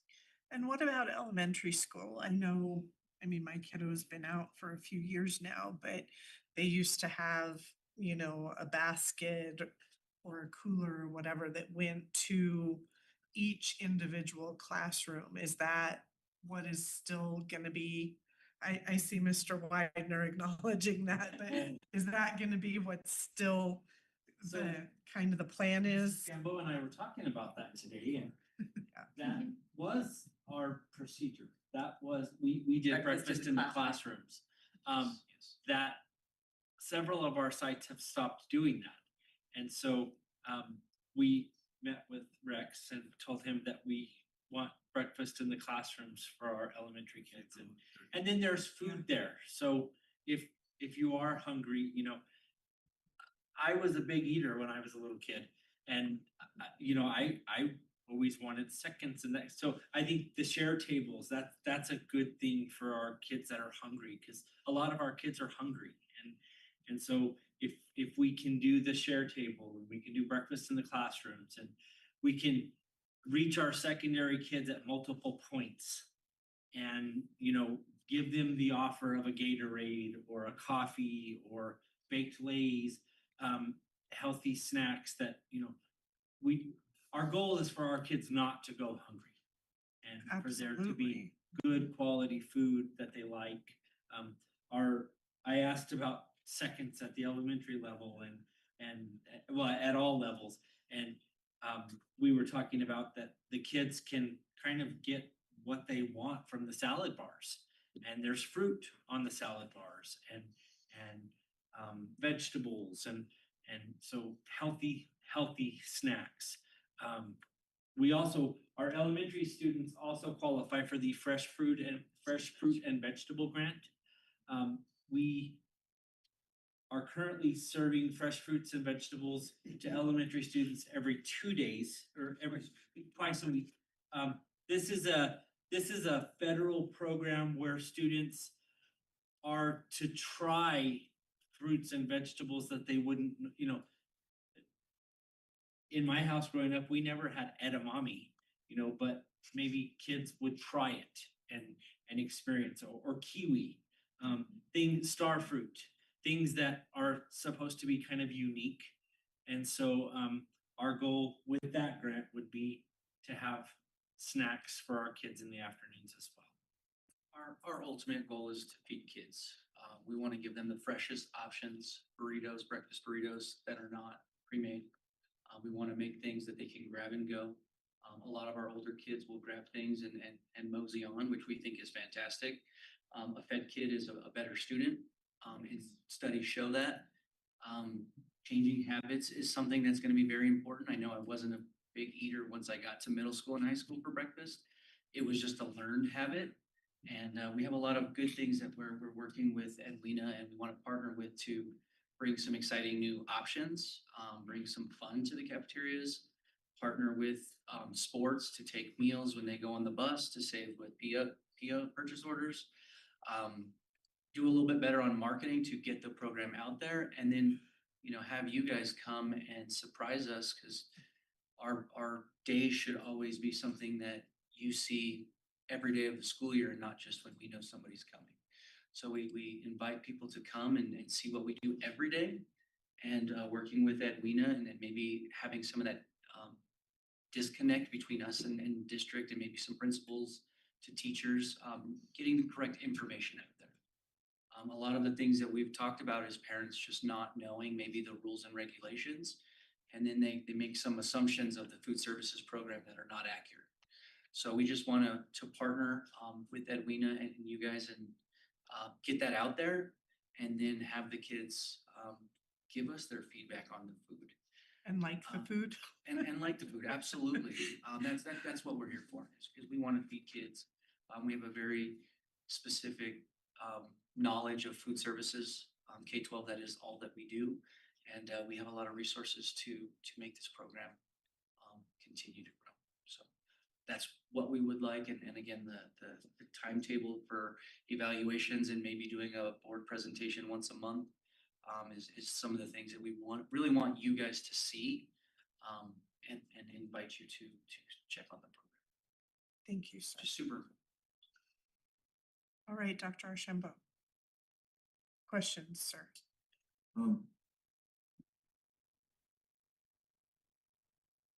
When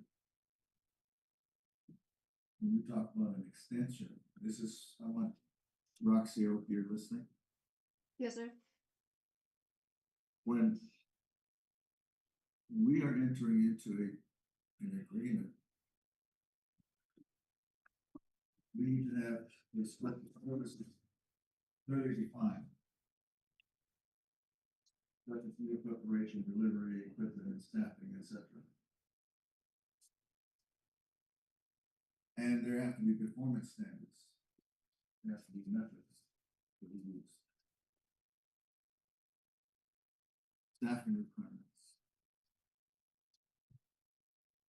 And evaluation. And that's what we need to see. When I have reviewed the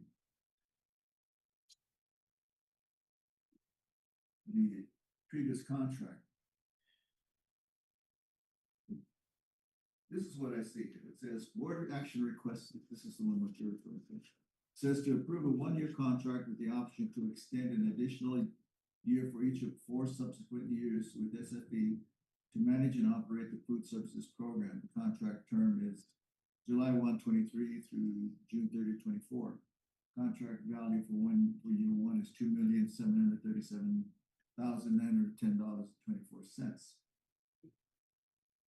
Okay. That's the first thing I'm looking for, is what are we gonna pay the vendor? And then what are we gonna get out of it? What is the agreement? What are they gonna provide to us very clearly, very specifically? That's the scope of services. And the 68 page is educational, but it's I guess I have a specific perception of what a contract is and what terms are. And how do you determine whether or not an agreement is being faithfully implemented by a vendor? And what kinds of information, performance information, is generated throughout the year to determine whether or not they have satisfied the terms of the agreement. So when we say terms, I want to see terms. I want to see a sheet of paper that says these are the terms, and this is the scope of work, and this is how we're going to evaluate it, how frequently we're going to evaluate it, and performance metrics that we're going to use to do that. That's what I want to see. A lot of the things I hear right now are not germane to what a contract is all about. At $2.7 million, we need to see something a bit more explicit when it comes to an agreement. That's what I need to see. What I think the most important thing is that we know what the contract is going to be. Is it going to be the same? Is it going to be 2.7? And it's going to read and are there any changes to the original contract? I get nervous if we start to make a lot of changes to the original contract, because if you make too many changes to the original contract, then you might as well go out and rebid. But I don't get a sense of that. What I hear is a commitment to try and provide a food service program. But maybe someone needs to help me to understand what is going to be a food service contract. What does it look like? And it cannot be a 68-page document. That's the concern I have. And now we have an employee of the district who was successful in managing our previous food service program. Being on board to aid in that's a new twist.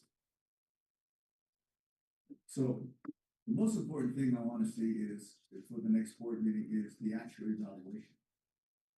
What is going to be the evaluation of this? And that needs to be much more clear. If we can define what the scope of services are and do all the things they say, then what are we going to do when we say we're going to evaluate? Forgot how many times. What are we going to evaluate in 60 days? They need to know they need to have a fair chance of performing their services within those 60 days. So they need to have that a reasonable chance of accomplishing that.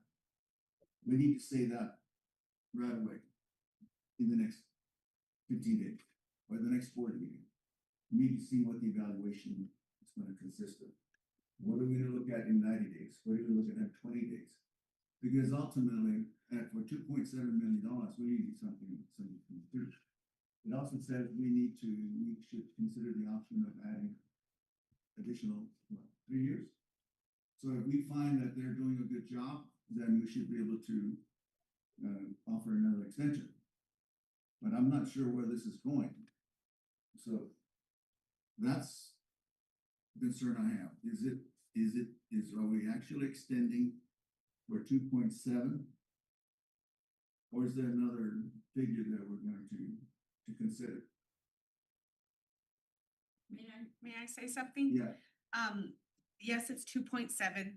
I don't think the agreement or the scope of the agreement has changed. But my thing is, we want to improve school lunch. So that's 2.7. So in essence, we're hoping that it will actually be more. How you can gauge that is by participation. And that's what we don't have now. And that's what they were not held accountable for. And hence me moving back to the department. We want to see the program grow. So our hope is that it will be more than 2.7 million. It just depends on the number of students we feed. Something we can't gauge at this current time because we're not feeding students. And that's why we gave the 60-day, 90-day, because in 60 days, you can see if you have growth in your programs. Just by the numbers we're reporting to the PED. okay. So those things need to be written down. Originally, we had an RFP that was submitted by SFE, it was accepted. We were the ones that said, as a board, we wanted to revisit it every year. Yes. And so we have extended it for a second year. And I would say now with half of our employees working for SFE, some of them retired from the district, some of them went to work for SFE.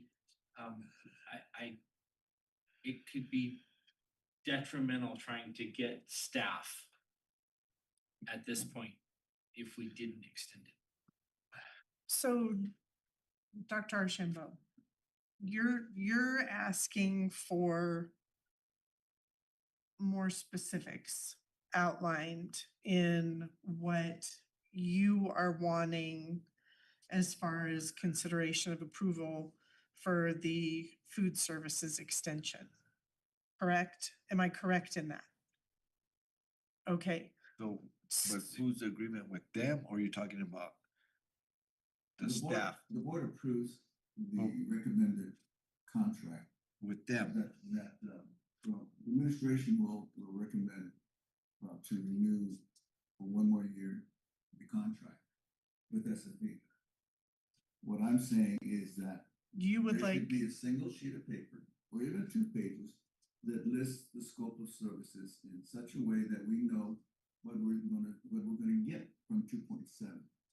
We don't need a 68 page. We just need to see that those legal requirements, and this is where Roxy can act in discussing that. but isn't that what? Along with the evaluation. And that evaluation There's 2 has to be pages. already described. So in about 15 days, they should be able to sit down together and say, what do we consider to be the evaluation? And lay that out and say, okay, because they need to know. They need to know what they're gonna be evaluated on in 60 days. So we need to make a list of all those things and say that, and then we go to the next group. So that they have a fair chance to perform. And your role is to ensure that they perform. That's what I kind of get. And so that's what I'm missing is Did you the make, scope of work for the term. did you make a copy pardon me, while you keep talking, did you make a copy of that PDF from the last board packet that has at least the first couple of pages of the 68-page document. Because, Roxy, I tried sharing the PDF of the agreement that I have, but it says that it's 68 pages and the file is too large, that it is only shareable via, the Google Drive. So I sent it to you, but I don't know who has the original access on that. Madam President, members of the board, I did receive the document from Cooper Jones, I believe. And I am looking at it, and what it strikes me that what the board is being asked to do tonight is an extension of the original contract that was approved in the 23-24. Well, it says the contract term is July 1, 2023 through June 30, 2024, which gives me the impression that the original contract is already signed and approved somewhere. And we're just approving pursuant to the terms of that contract an extension. And perhaps what Dr. Archambault needs is a copy of the original contract, which more likely than not will have the termination provisions and the terms that he is seeking to discover. I agree with Dr. Archambault that the 68-page document in front of the board now is a projected operations revenue and a summary, but does not include the original contract. Again, my impression is that the original contract has already been approved. The board is being asked to approve an extension, but the original contract is not included in this packet. The original contract is 4 years with 3 renewals. Mm. Yes, sir. So Right. It's not that. But to Dr. Archambault's point, that the original contract itself will have a myriad of other provisions, including not just the term of the contract and not just the payment that is due under the contract, but other provisions like how is the contract terminated, what is the notice provision, what services are going to be provided, at least in a general summary fashion. So I do think that document must exist somewhere in Grant's schools. Otherwise we wouldn't be talking about an extension of a contract if the contract didn't already exist. Mr. Jones, is that in the business office? I'm looking currently. And Ms. De Santiago, it was approved before I was the superintendent. And I'm so aware. Yeah, I I'm don't have, aware. I don't have a copy of it. And Mr. Lish may have I have a copy and He Pat had has one as well. So a we copy can- of we the can- RFP. Yeah, and to be fair, I am making an assumption based only on what is included at the bottom of page 3 that says approve a 1-year contract with the option to extend an additional year for each of the 4 subsequent years. That actually says the contract term is July 1, 2023, which leads me to believe that the original contract was signed in 2023. This is the last extension of that contract. That contract has to exist. Otherwise, your auditor would have thrown a fit because you would have had a $2.7 million expenditure with no documentation to back it up. So I'm sure it exists somewhere. Correct. All right, thank you. So board members, I will ask for consideration of approval for the SFE 25-26 food service extension of contract. Superintendent Widener.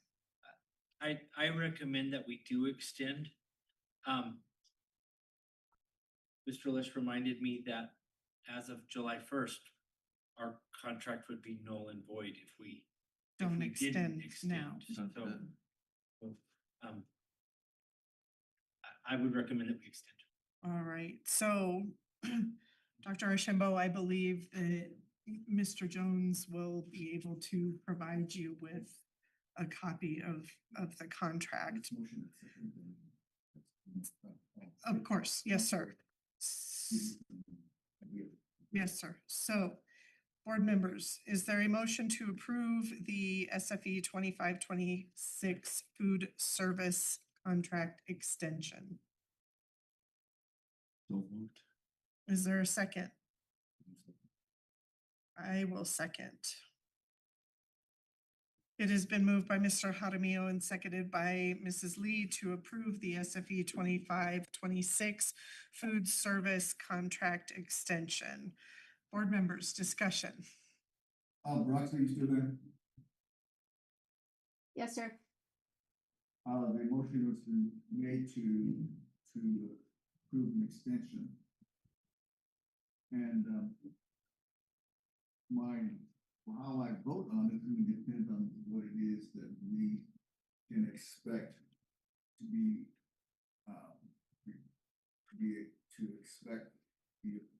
to represent that extension. I need to make sure we understand what it is that we are extending with the provisions or expectations that will validate our decision. And I guess the assumption is that there is a valid contract that exists.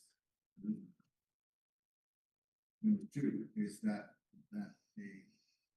the scope of work for the extension, the terms of the extension will outline the scope of work and the manner in which we're going to evaluate the performance of the vendor in what, 3 times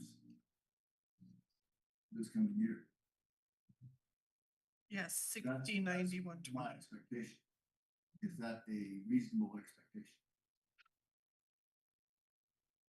Madam President, members of the board, it's really hard for me to respond to Dr. Archambault's question about whether or not the evaluations at 60, 90, and 120 days are reasonable under the terms of the contract, having not seen the contract itself. I think the only reasonable assumption that we can make at this point is that a contract exists. Otherwise, a state audit or any annual audit that the district would have had with related expenditures for food services would have been tagged as a negative audit finding. So I feel comfortable with the assumption that a contract exists, but not comfortable with assuming that the current terms of the contract, as it was negotiated in 2023, allow for a reevaluation at the intervals indicated in the presentation. Thank you, Ms. De Santiago. We'd have to renegotiate the contract. So, okay, we're ready for the vote. All right. Any other discussion? Hearing none, we shall proceed to a roll call vote. Mrs. Sandoval, please. Turley. I mean, oh my gosh. Mrs. Turley, please. My apologies. She was looking at you. I was like, where did she? This is showing that I have been up since 3:30 You're this fine. morning. We have branded several hundred and I'm Totally here now understand. at 7:46 trying to hold it together. Mr. Archambault? No. Mr. Jaramillo? Yes. Miss Lee? Aye, the motion carries. We are moving on to fixed assets and inventory report. Madam President. Yes, ma'am. Pardon the interruption. I don't want to leave your meeting if you think it would be helpful for me to continue to attend, but I also don't want to stay. And if my services are no longer needed. At this point. Hi, Dr. Archambault, any further questions on SFE? I think probably some continued discussion of council will help foster that in the points that I was making to help Yes, sir. address some of those key things Yes, while sir. they're searching for and I'm sure it's there, is that so long that we don't make significant changes to the original terms, if we do start doing that, then we run into a problem. But that's it. Thank you. Thank you. Walter, did you have anything else for Ms. De Santiago? No, thank you, ma'am. All right, thank you very much, Ms. De Santiago, and we will be in touch about the further meetings, the meeting you and I discussed earlier Madam President, today. Members of the board, thank you as always for inviting me tonight. I hope you have a great night. Thanks. Thank you. Mr. Widener, I believe now we are ready for fixed assets. Right.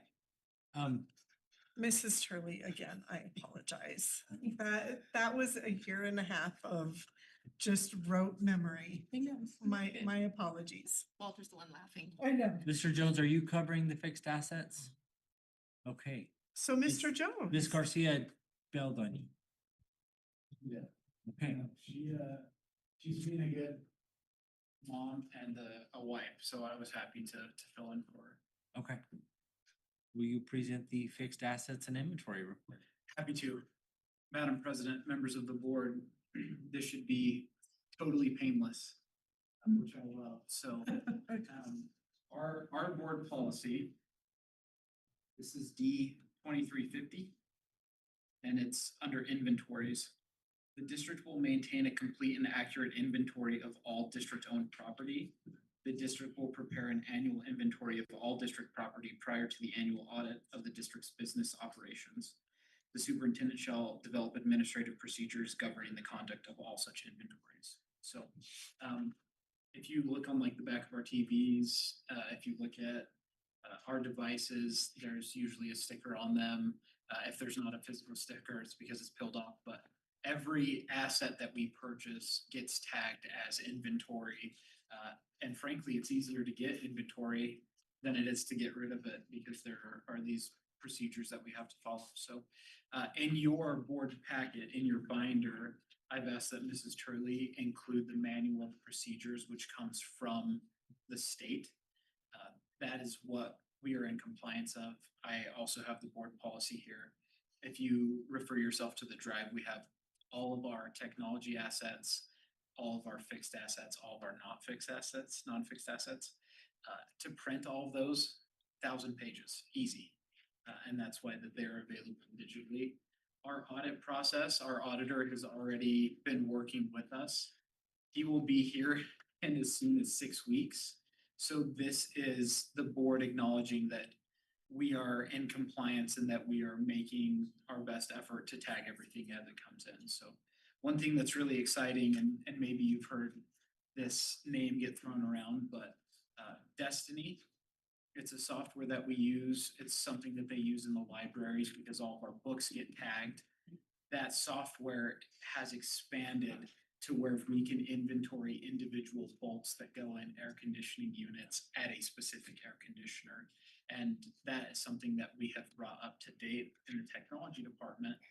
And Isaac and his team have been working hard, not only to get everything that comes in, but also to get all the inventory that we have had in the past that was not necessarily tagged at the time that it should have. So I'm happy to answer any questions that any of you might have. Do we need anything to get rid of? We do have Maybe to clean out some of this Right. fixed assets? We do have a few things to get rid of, which we can do. There's just kind of some guidelines that you have to do. You can't, I couldn't help you out and sell you one of our vehicles just because we're such good friends. It has to go through a public auction process and things like that, just to make sure that there's no favoritism or corruption that happens. Very good.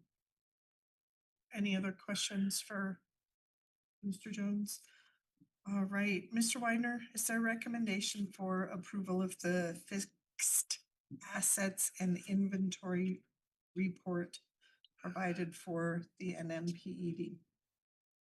I recommend that we approve the report that was submitted to the PED. Excellent. Board members, is there a motion to approve the fixed assets and inventory report for the NMPED?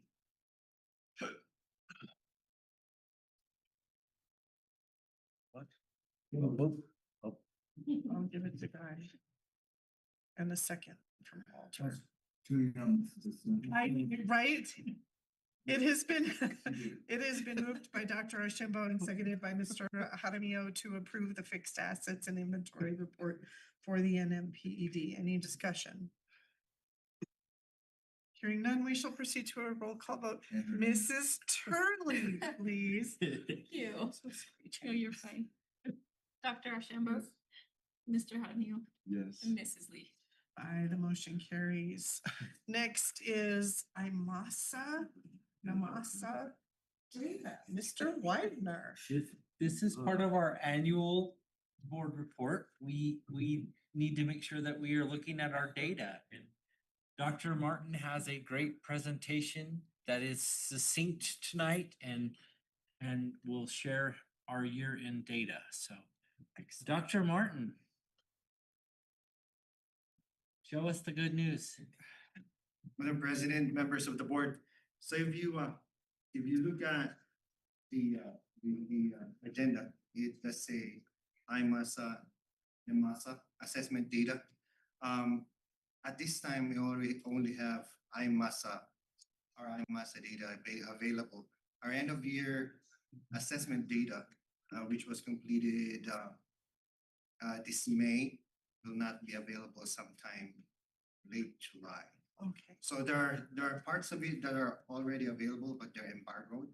So we cannot present them accordingly. We don't want to run into the same issue we ran into last year when we presented data and then the state came up with the final report and it sort of didn't match accurately because they're using different formulas to calculate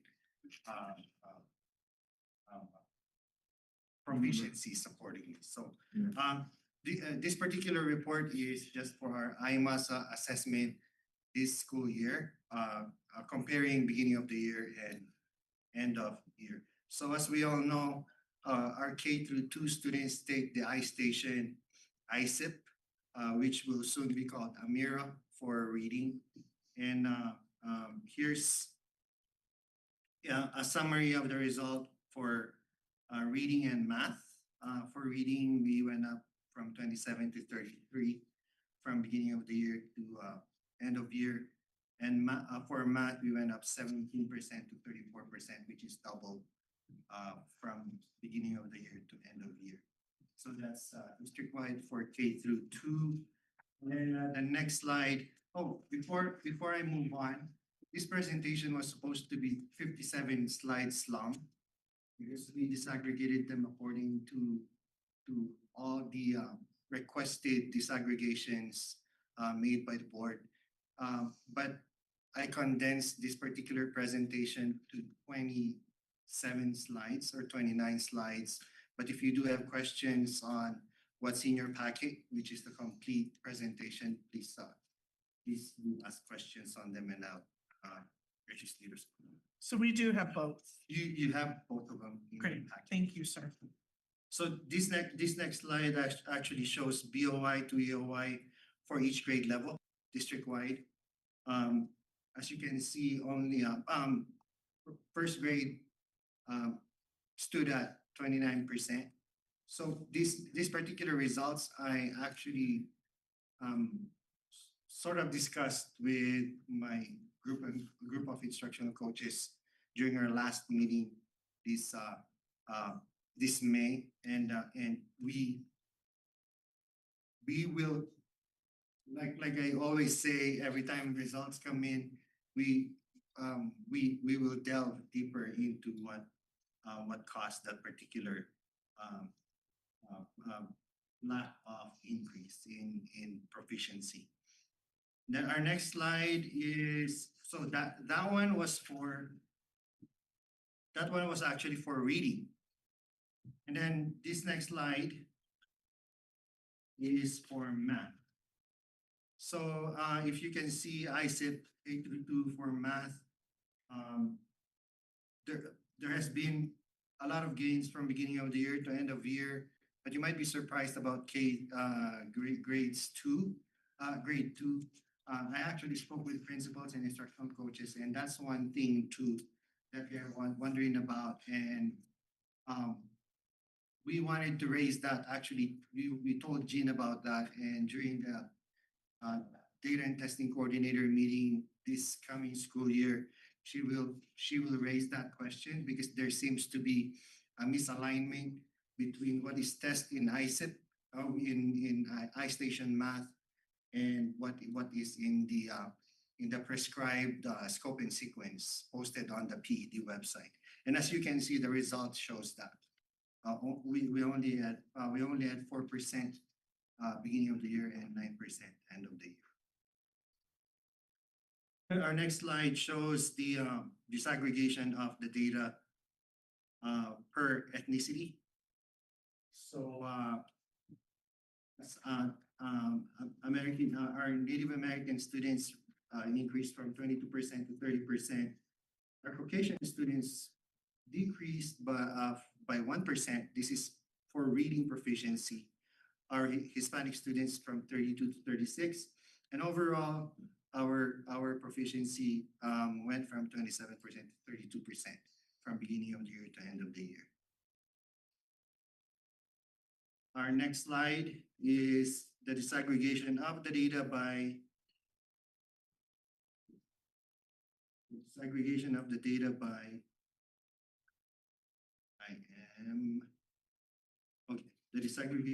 the. So this is for math again. This is for. Okay, so for math, this is the disaggregation of data by ethnicity. And as you can see, it went up across the board as well. This next slide is the segregation of data for reading per tribe. So Acoma went from 27 to 43. Laguna went from 28 to 40.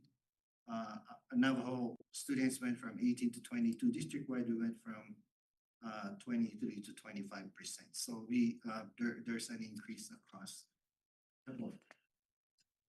This is the disaggregation of data for math. We're really hoping that this particular result translates to our end of year assessment. Because as you can see at the end, our math results for K through 2 actually went from 23% to 47%, which is amazing. Yes. Now we go to our assessments for grades 3 to 8, which in our case, our interim assessment is the state provided IMASA. We have 3 categories in the IMASA. We have reading, language usage, and math. As you can see from beginning of the year to end of year, all 3 also showed increases. Most notably, math from 8% to 25%, which is a significant increase. And this next slide shows you per grade level for our reading proficiency. So there's an increase across the board. Our third graders went from 12 to 39%, which is very significant. For language usage, I remember last year we had grade levels that dipped in this particular category as well. This time around, we are looking into what caused the 5th grade and the 7th grade dip in proficiency. But overall, our results went up from 23% to 31% for grades 3 to 8 district. Our next one, which I skipped a slide, is for math. So this one is an increase across the board, and as you can see, an example, our 3rd graders had 0 proficiency beginning of the year, which went up to 16% end of year. And most notable increase is our 5th graders. So they had challenges with language usage, but apparently they showed a lot of gains in math, which is really good. And district-wide, we went up by 17%. from beginning of the year to end of the year. For reading, disaggregated by ethnicity, across the board, we had increases. Our Native American students went from 15% to 25%. And Caucasian students 27 to 44, and Hispanic 23 to 43, and all others from 33 to 56. Language usage, you also see an increase across the board for all ethnicities. And so as for math, increase across the board as well. And then this shows you the segregation for reading per tribe. Arakoma students went from 18% to 30%. This is from grades 3 to 8 district-wide. Our Laguna students 14 to 23. Our Navajo students 13 to 22, and other tribes 25 to 35%. This is for language usage. So all of the tribes went up as well. Yakima 20 at the beginning of the year they're already at 21. At the end of the year they went up to 31% for language usage. And this one is for math. Yeah, as you can see, pretty much all tribes showed significant increases in proficiency. Our Yakima students gained 20%. Our Laguna students gained 14%. Our Navajo students gained 12%, and all other tribes gained 13%. Would you go back to the previous slide? Previous, sir. Yes, sir. Language usage. Okay, go back to math. Go back one more. No, go back to math. Go Go forward, back to math. forward. Yes, sir. Thank you. You're welcome, sir. Now, as you all know as well, there's really no state provided interim assessment for for reading and math, and so the district actually purchased a program that will allow us to measure student progress from grades 9 through 12, which I believe is very beneficial to our teachers and students. And we do give them Renaissance reading and math, star math and star reading. At the same time, we do the interim assessments by this as well. This is the summary for reading and math for grades 9 to 12 district-wide. So reading went up from 27 to 43. Our math went up from 27% to 15% for our grades 9 to 12 students. This is the proficiency broken down by grade levels for reading, beginning of the year to end of the year. As you can see, all grade levels show gains. And then the next slide will be for math. I would like to highlight for ninth grade from 14% to 44. That's like a 30% increase from the beginning of the year to end of the year for math, which is really helpful in us trying to measure their preparedness as they work through their 11th grade, SAT. where they do take the state end of year assessment. We do benefit from knowing where they are and how they're prepared for the assessment that's ahead of them. And then star reading proficiency broken by ethnicity. Again, we show a positive trend for all ethnicities on this particular graph. This is for math. It's the same thing, broken per ethnicity. And then the next slide will be the reading proficiency broken down by tribal affiliation. Acoma went from 22 to 33, Laguna 17 to 39, Navajo 18 to 27, and all other tribes 8 to 17. So positive trend all across that particular graph. And this is math proficiency broken down by tribes. I would like to highlight Laguna, which went from 20% to 68%, which is a 48% increase. Yes, sir. Grade levels, Grade level, what does this comprise? this is grades 9 through 12, sir. Basically our high school students. For both factors? Yes, sir. Including early college high school. Three high schools. Thank you. And that's the summarized presentation, the 27 slide presentation. The complete presentation, which is in your packet, also shows the results broken down by our at-risk students, which is really important for us to know as well. So we know how to address their needs accordingly. If there's some discrepancies in the data that we get. And I stand for any questions you may have with the data for a presentation. Before I move to our And what is the biggest struggle, math or reading?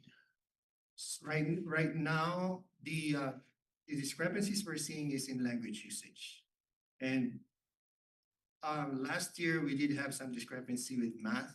This time around, it did show that, but the language usage discrepancy in our data, in our current data, is in 5th grade and 7th grade.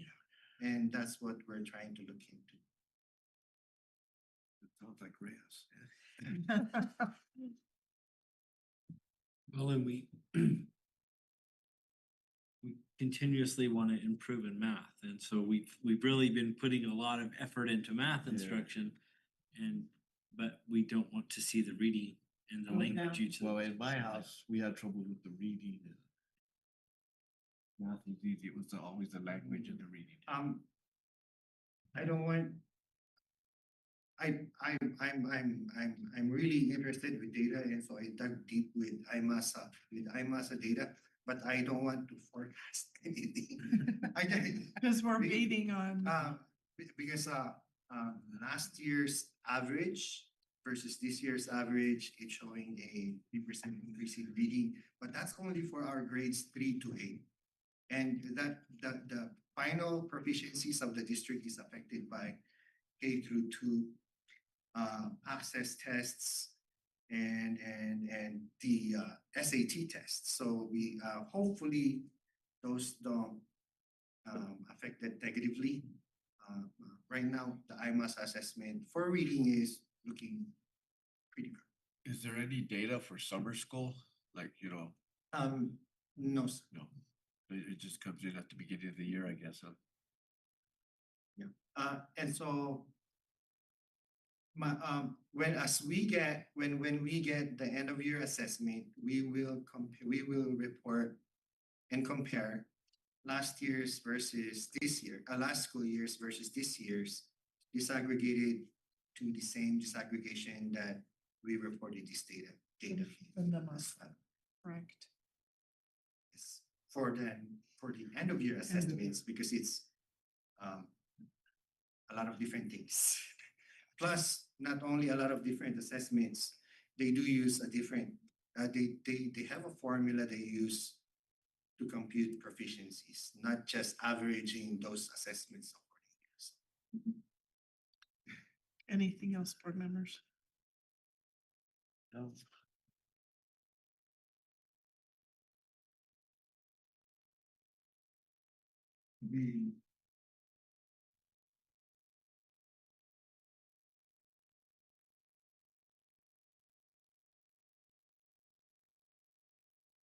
The gap still remains. When I look at proficiency for math and reading and language, and go back to the previous year, there's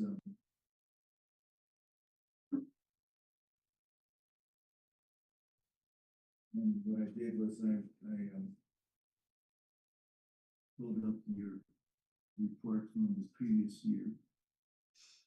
And here, what I liked is that you do list the little. And that kind of tells us.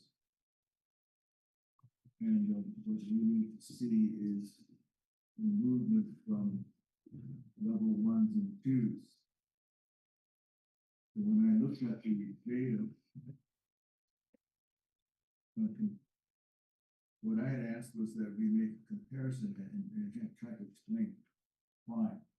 And so what I heard was just some initial comments about why. That's important for us to know, is your professional evaluation of the data, so that we understand why the students are performing as they are, and it's very funny. And since you're able to extract and show the levels, that kind of tells you which groups are performing at level 1, 2, and then we make those shifts between beginning of the year, end of the year, from levels 1 and 2, particularly the one. So when I look at the level ones, those are I need to get out of this meeting.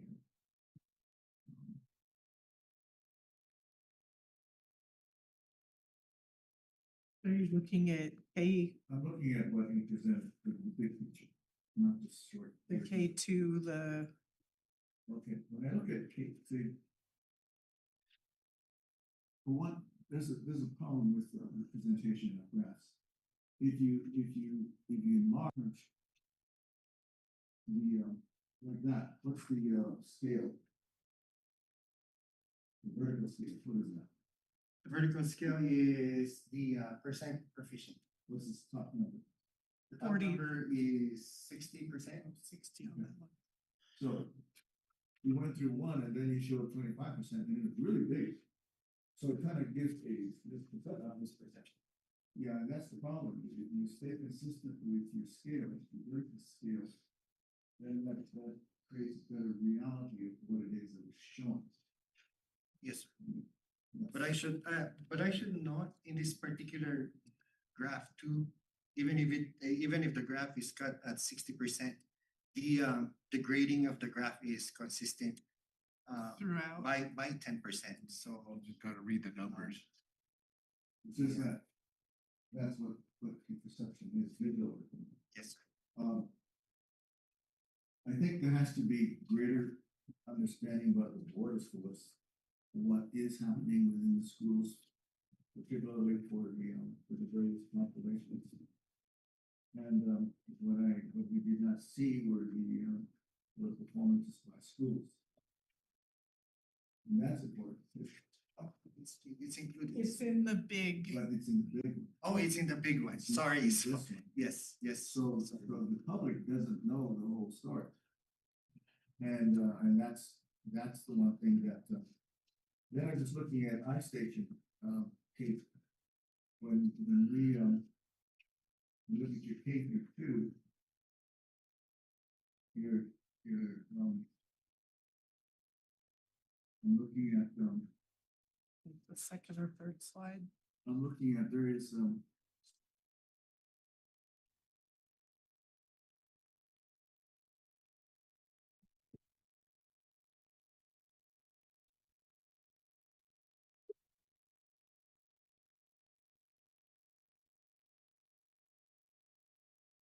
there is growth in a lot of them. And even within Native American.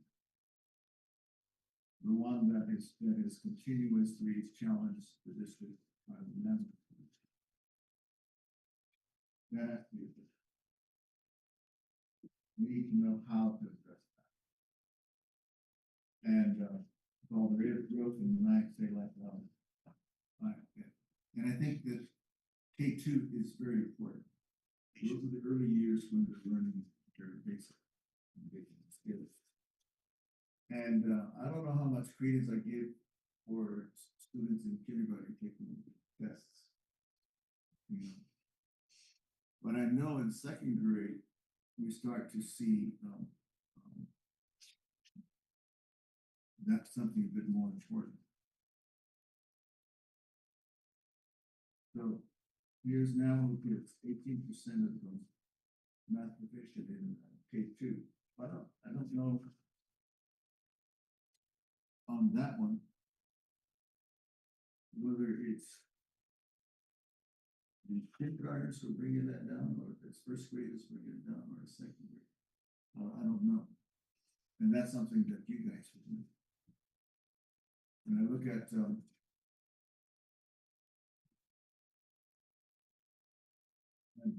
Are you, I'm gonna ask just for clarification on that one that you just mentioned. Are you looking for specific grade data by tribal affiliation?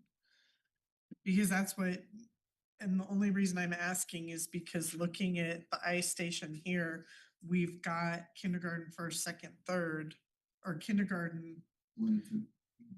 first and second, and then all together.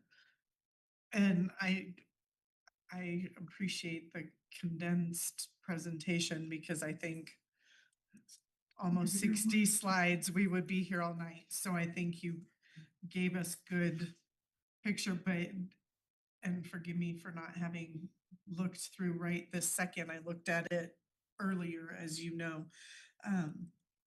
But is that information provided by grade, But tribal?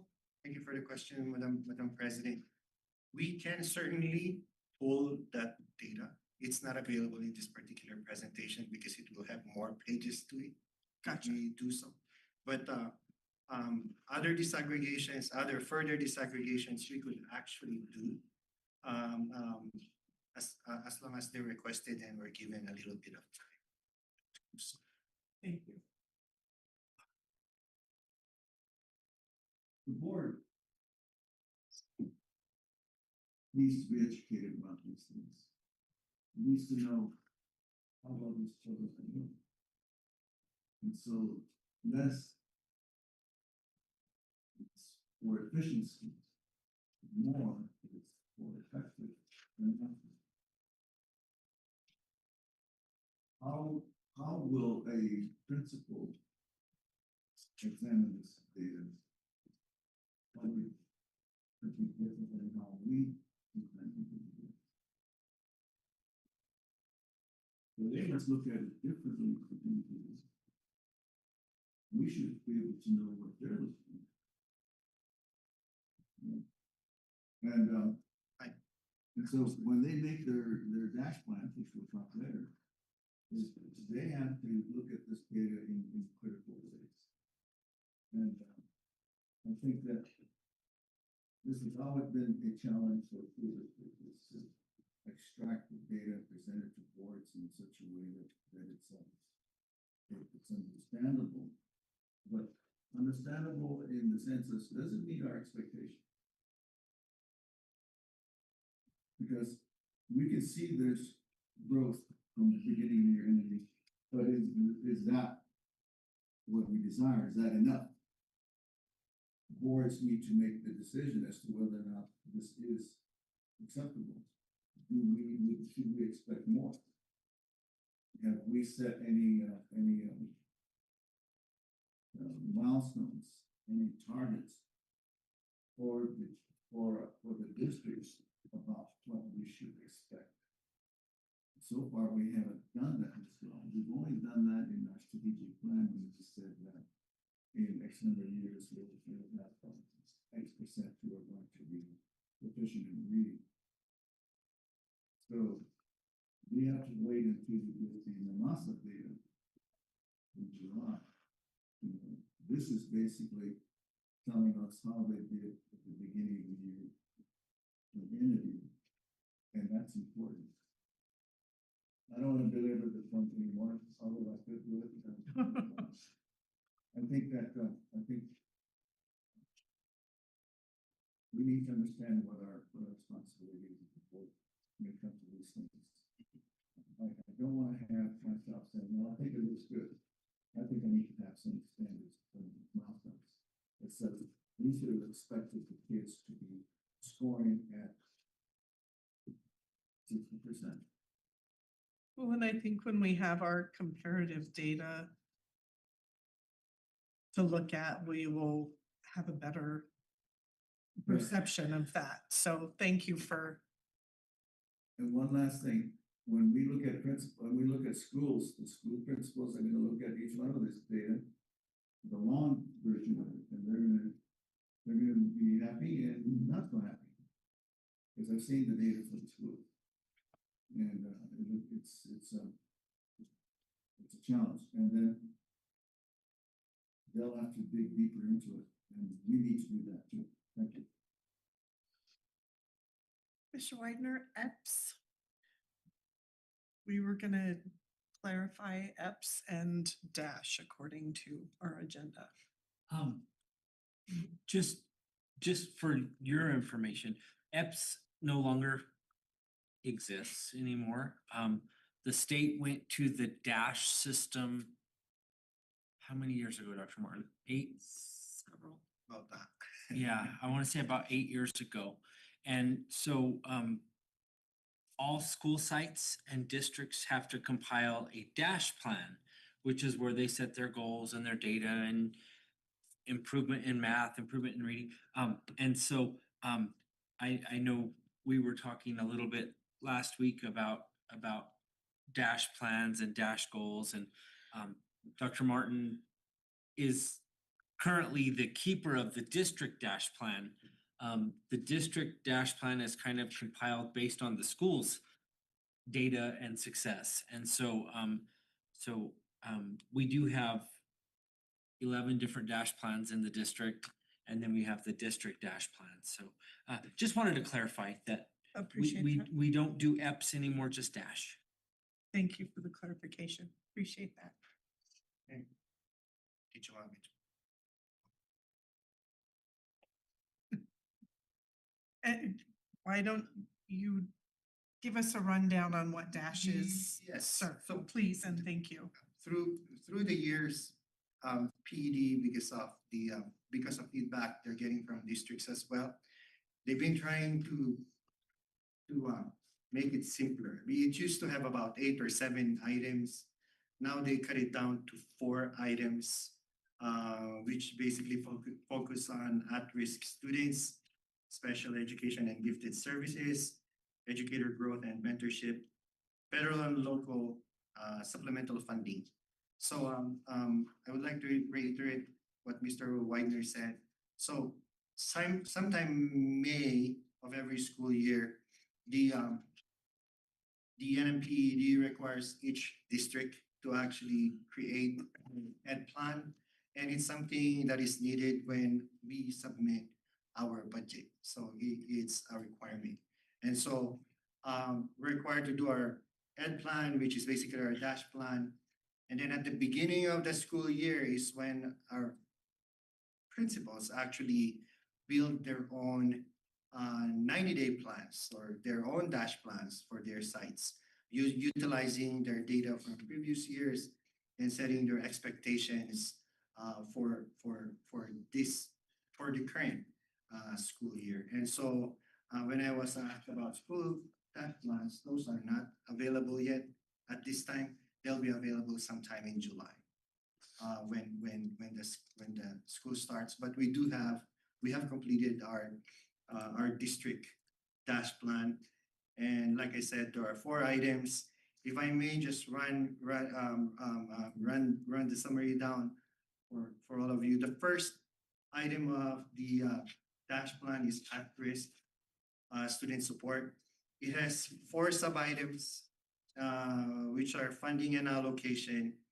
And we are every year, we as a district are provided with something they call that tableau, which has data and budgets and all other supplementary funding sources that we have as a district.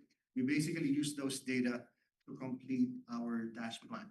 So according to the table that was given to us, we have 3.82 million allocation in SEG for at-risk program funding. And we verified that that's what's found on the table. For programs and services, we said initiatives include tutoring, culturally relevant professional development, after-school programs, hard-to-fill and rural stipends, and college and career readiness activities. These directly support our bilingual, cultural Indian, Black, and Hispanic Education Acts. So, because we are required to comply with those. Student population served, we did indicate we serve English language learners, economically disadvantaged, Native American students, students with disabilities, and highly mobile students. Our target outcomes. So here's a question. We actually at one time our ed plan got disapproved because apparently we over, you know, and the gains that we put on there, they said were too high. And so I emailed and asked NMPED, what's the reason for our ed plan to be returned? They said your percent increases or your expectations are too high. You should at least give 2 to 5% increases, which are realistic goals and realistic goals and reachable goals. That's what they said. And so our strategic support is aimed at boosting proficiency and graduation rates. Goals reflected incremental yet realistic growth based on state guidance. That's what's on there. There's a graph that came with our ed plan, and so we just used 2 to 5% increases to be realistic in our targeted goals and all that. But that doesn't mean that we as a district can expect more, because this is just for our ed plan that we submit to the state. But when our schools, our schools or our principals do their own dash plans for their respective sites, I don't think this same policy or this same limitations apply to them. We can set our limitations as a district. The superintendent, of course, can do that. They have to show greater expectations for their students. We can do that per site. For the second item, for special education and gifted services, there are 3 sub items. Special ed, our state special education funds are used to support embedded intervention time during the school day, ensuring students with disabilities receive targeted academic help. Funding also supports staff training in behavior and emotional support strategies to meet diverse needs of students. Instruction is aligned through consistent use of district learning plan and PLCs to ensure all students access grade level standards effectively. The next sub item is ancillary services, which are ancillary services includes therapies and counseling to improve access to general curriculum and adhering to state eligibility Where are you reading this at? I basically summarized what's in the ed plan itself, sir. It was, did you find it, sir? It's right after, okay. This plan for quite a while. So I'm currently in the special education and gifted services section of the ed plan and under ancillary services.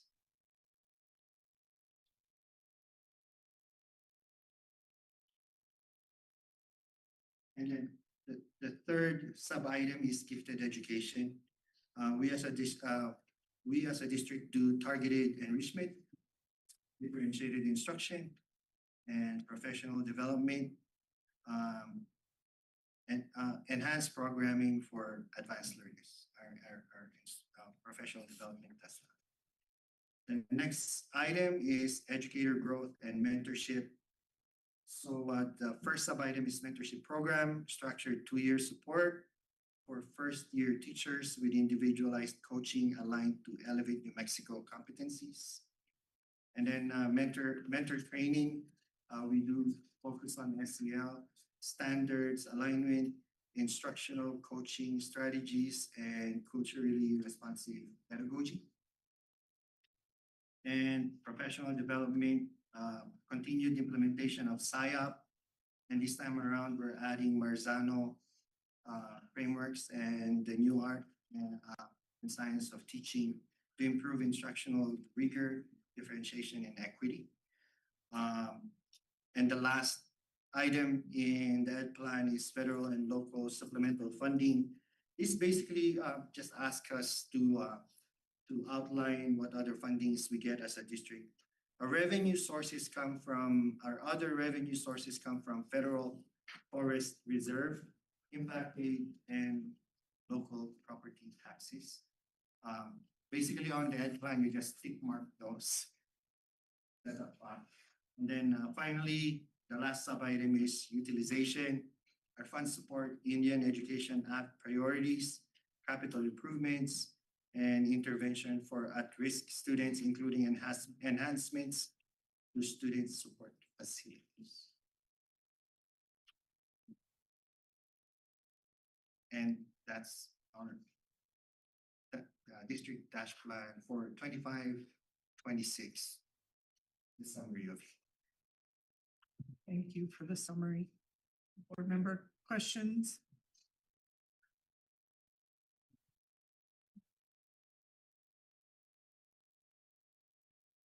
No. I have questions, but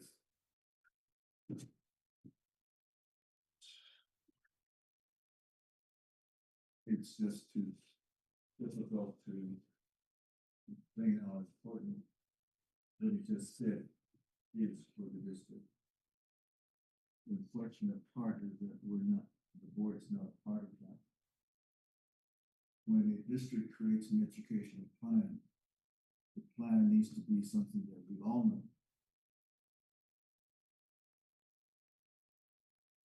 When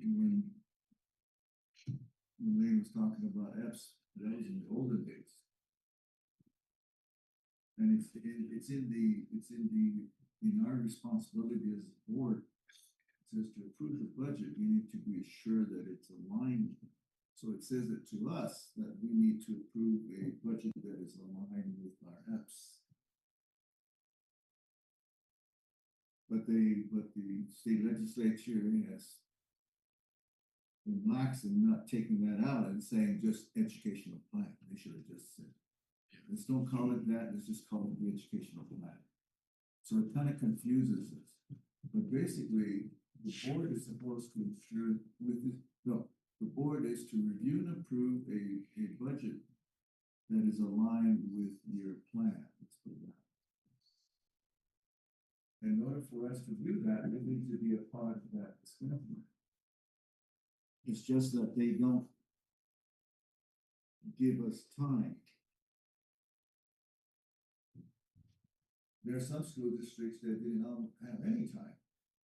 As soon as the spring budget was over, within a couple of weeks, they had to turn in their educational plan. This thing. We didn't turn ours in until after some of those early birds. The problem is that the state legislature is keeping the board, excuse me. Yes. No. He's alive. You're breathing. Is that the She's got his dinner waiting for him. Uh-huh. the door lock and the kid padlock? I always felt that the board was responsible for creating a strategic plan. It sets the goals, the milestones, the targets. They don't pay attention to that. They don't give a hoot whether or not you have a strategic plan that they should.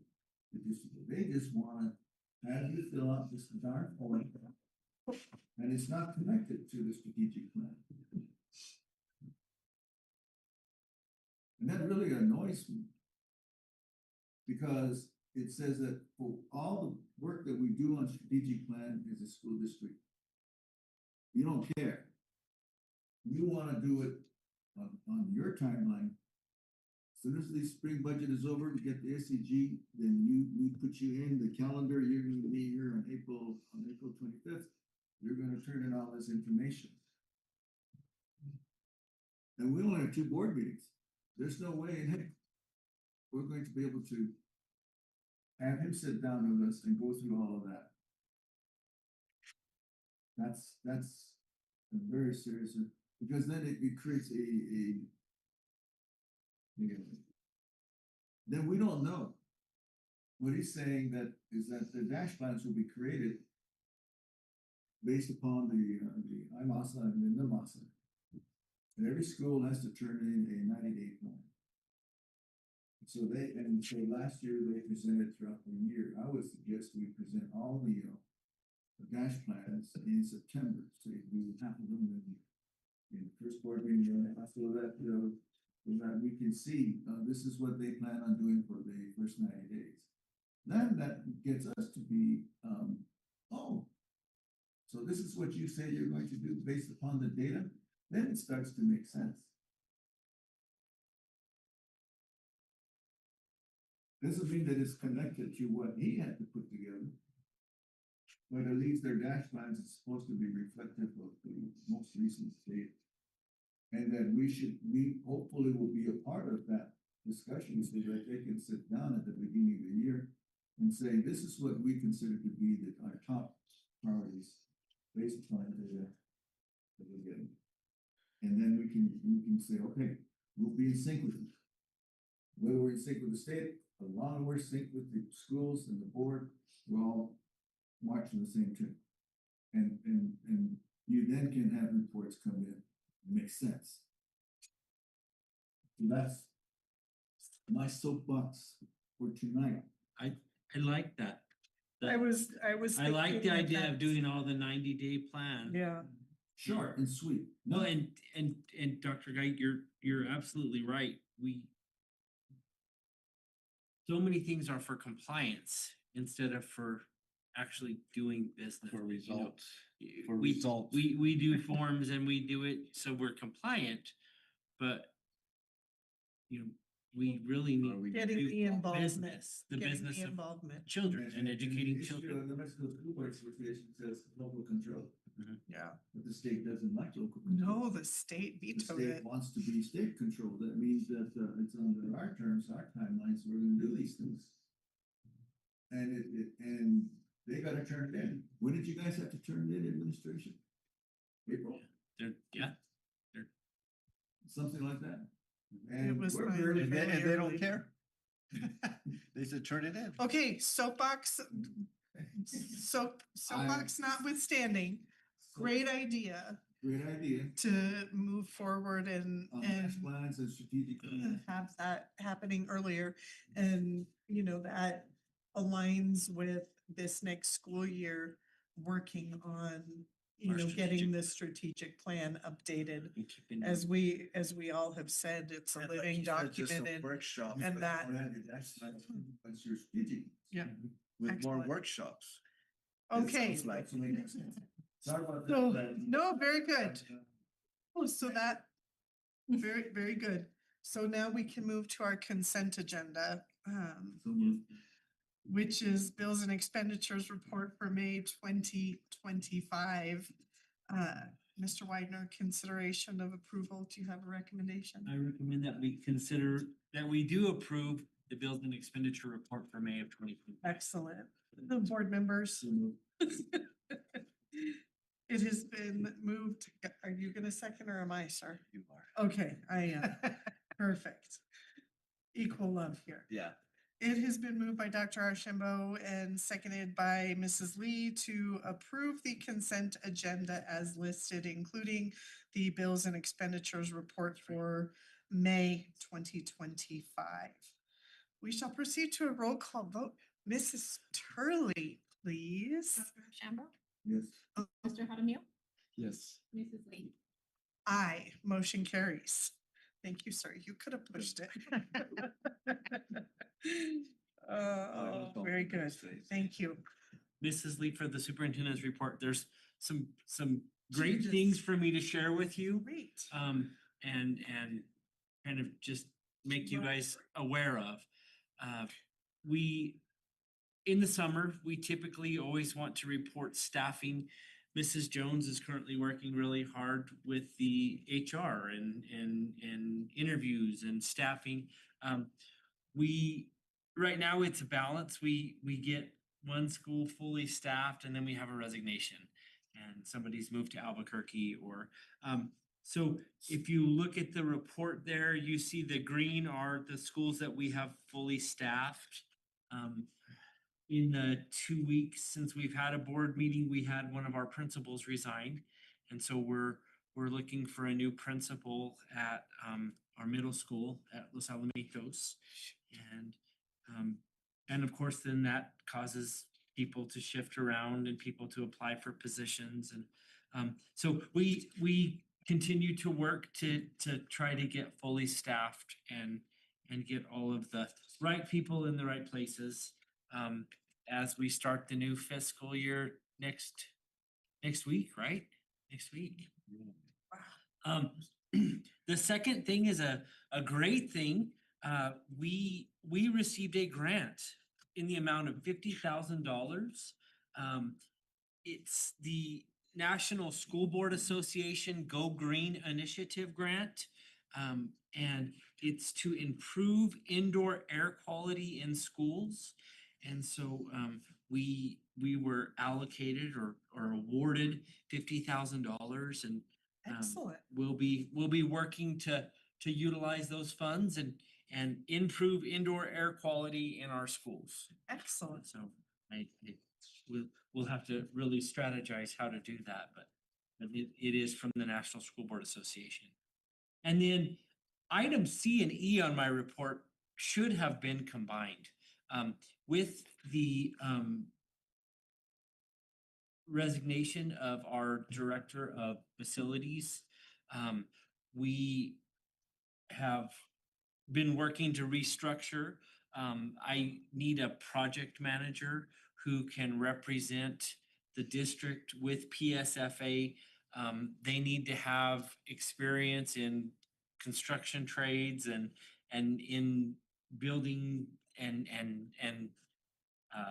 building facilities.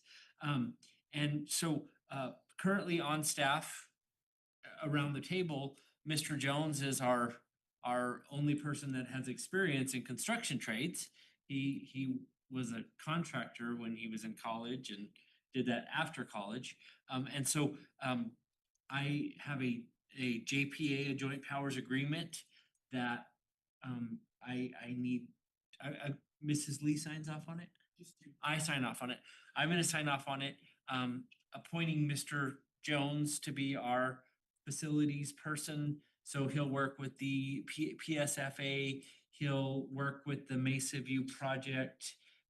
As we do the assessment and we bring those, Mr. Jones will do all of that from his role as the director of business. And then finally, our regular school board meeting, when Mrs. Turley and I sat down and did the calendar, our meeting should have been on July 1st, right? That's 2 weeks from tonight, right? No, that's 1 week from tonight. And we should have had our board meeting on the 1st. That's also the start of the new fiscal year. And so, and that's often a week where there's pockets of people here at the district and not here at the district. And I think our employees are off a couple of days next week. And so, so in talking with you, Madam President, we kind of decided that it might be really good to have a work session the next week. And that way we could sit and talk about some of these things, some of the compliance issues in our strategic plan and the superintendent's evaluation tool. And so that's my proposal that has kind of come from those conversations. I would say let's not have a board meeting next week and let's have our regular board meeting, a work session meeting on July 8th. And I did, for everybody's knowledge, email the board on June 13th. And did state to the board that because we had to reschedule the 17th to tonight, I did let the board know that that meeting was rescheduled.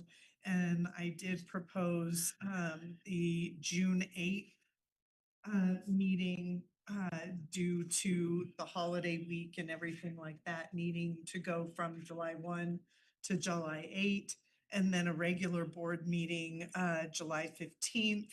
Our attorney did ask regarding Mesa View to have an executive session on July 8th in conjunction with the work session, because she needs to get possible impending litigation conversations happening as soon as possible with her. And so I did email the board on the 13th requesting that we be able to do the 8th of July. So I'm just following up on your item there. Perfect. Piggybacking. Piggybacking. Yes, sir. Everybody knows the importance there, so. Yes. And it would be good for us to have a work session where we could collaborate. Absolutely. And so that kind of concludes the superintendent's report. I know you were gonna kind of give a report on the conferences that you've attended. Yes. And Dr. Archambault, I'm sorry that Mr. Valdo wasn't here to be able to talk about the government to government, because I know you were interested and had some input on that.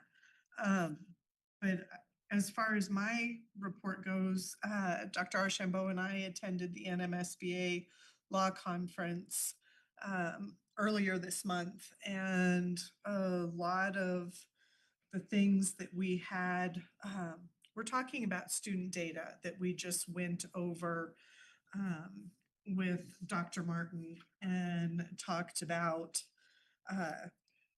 data and designations. And I included in the packet the presentation that I sat in on that. I thought it was very important, and Dr. Archambault and I were both in that session and learned about the access to NM Vistas that Dr. Martin was just telling us. Some of our information won't be available to us until the end of July, but they say that that's a very good resource. And part of that law conference as well was talking about, it's in there, sir, yes, was talking about all of the policy services and updates. And we have quite a big list of those that are going to be coming up, board members, because we have discovered that a lot of our policies, while we may have voted on them, have not been updated on the NMSBA policy services. And so in conjunction with that work session, that's going to be a part of it, is seeing, where we need to push NMSBA to update all of those things and get our policies current, because we have discovered a lot of those have, been not updated as they should have been. And then Dr. Archambault and I sat through the the veteran board training, which talked a lot about becoming, a more efficient board and having meetings that, are progressing. And then I sat through a very funny titled session. I think Dr. Archambault for that session was actually in the title or the impact aid. Tribal, pardon me, I Tribal was gonna consultation. get there, I was Tribal gonna get there, consultation. yes, the tribal consultation. And my session was called The Good, the Bad, the Ugly of board meetings. And so I learned some really good things I'd like to be able to share at the work session and begin implementing so that we can become a more efficient, if anything else, board. But I think that other than that, that was really, just pretty much the update on what's going on. I know Dr. Archambault and I always enjoy getting to talk with other school districts and hear their challenges and share what our challenges are. So it's always a good resource for us. And I did share with the board the slides from that. Thank you, Mr. Jones, for facilitating getting those linked because the link didn't allow me to download. So I appreciate your help with that, sir. Anyway, that's all I have about that. So looking forward into the work session, the policy services are big. That aligns with what Ms. De Santiago was just doing with us in this meeting. So we'll expand on that and then have the executive session about possible impending at that. So that's all I have. Announcements, sir. So we'll see that from Mr. Bio. Baldo. The next. Next regular meeting. Yes, sir. We missed you there, Mr. Jaramillo. We It was- did. It was a good law conference. Yeah, but being in Disney. Oh. Having fun. No, you were at your goddaughter's graduation. Cheyenne. Yes. Yes, you were. We missed you. Yes. So announcements, it's been proposed that we have our work session on July 8th instead of July 1st. Have our regular board meeting on July 8th. And 15th. Yes, having our regular board meeting on July 15th. And the team and I have been working very hard planning for the Charging the Storm Summit for our leaders. We have opted to stay local. We are going to bring together all of the administrators and the assistant principals and directors and coordinators, and we're gonna do things around the county. So it's possible we may take them on a tour of Sky City. We may take them to Cebolleta. We may, show them the most rural pockets of our community and where our kids live. And so we're definitely planning to charge the storm next year, and we are putting together those plans now. And then NMCEL is the week before that, and so I'll add that to the agenda as well. And then on August 4th through 6th, everybody's coming back. We're welcoming the staff back, and we'll do the big grandiose gathering probably at GHS in the Pirate Gymnasium. So we'll look forward to you all being at that. So it's coming. Summer is flying fast. Yes, sir. After next weekend. Future agenda items, we probably need to add Mr. Valdo and his presentations. And I should probably say he is doing work for the Pueblo of Acoma tonight. And so we mentioned that it was an emergency, but he's helping out with the Pueblo of Acoma. And so we want to support him in doing that.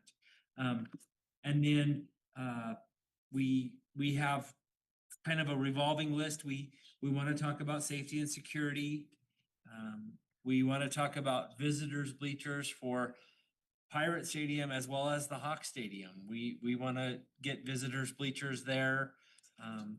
We, on our calendar, Ms. Griego is due to give us an update on special education and gifted education. We need to talk about our NMSBA policies and make sure that they're updated. We have to re-adopt our OMA resolution. We need an update from our federal programs and kind of where we are with that.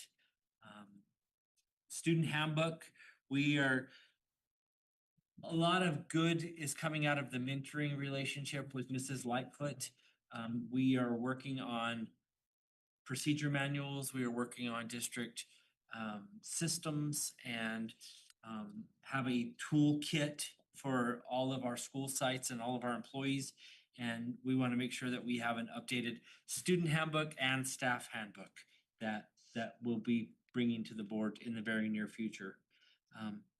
Financial reports, we'll have the year-end financial reports next month, Mr. Jones? Yeah. And that'll prepare us for the audit. And then we do have one student that has requested to graduate early already. And we postponed it until August, when we're back to school, so. We have students actually Yeah. here. Yeah, we didn't want to make the young lady come in from her summer vacation, so. Perfect. And that's everything unless. Yes, sir. We need to take time to work with him to finalize the evaluation institute. Yes, that's, With Roxy to figure out yes, the game plan for. July We 8th. need to do it soon. July 8th. It's on our agenda. It may Or not list. be part of the executive session, but it probably should be an open session, but if there's any aspects of it. Correct. Yes, That way, if it's a. yes, sir. Anything else, sir? Anything else? That was because. Oh, I have a list. I'm gonna add dash plans though, because I think too. Dr. Guy's suggestion was It's good. you guys got them once a month, Right. but to remember what Cabarro's dash plan said, Yep. it would be better if we did it so I'm gonna add that. All right, superintendent, oh, go ahead, sir. Well, I kind of liked his idea about the food service too, where we can have like an idea if they're actually making progress with the food Yeah. or, or Yeah. if we're just sitting at an idle. Yeah. Yeah. Like For what sure. they're gonna provide us and, how we're gonna gauge their service, kind of what you were saying. And that'd be what Miss And- Gamboa would be doing. Mrs. Gamboa said that she could bring our numbers and show and how the breakfasts are going and Give us updates. we'll start doing that monthly, so you guys want. All right, recommendations, sir. I recommend that we adjourn. Excellent. Board members, is there a motion to adjourn as amended? We removed 2 items. Motion, second? I thought maybe we would have done that one. No, it has been moved by Dr. Archambault and seconded by Mr. Hadamio to adjourn the meeting as amended. Mrs. Well, I didn't have Burns. emergencies this time. It's like we need to keep really bad. And they're laughing at me because I told them I needed a bathroom break. Well, that's what I don't think, well, yes. Yeah. Briefly, Aye, motion carries.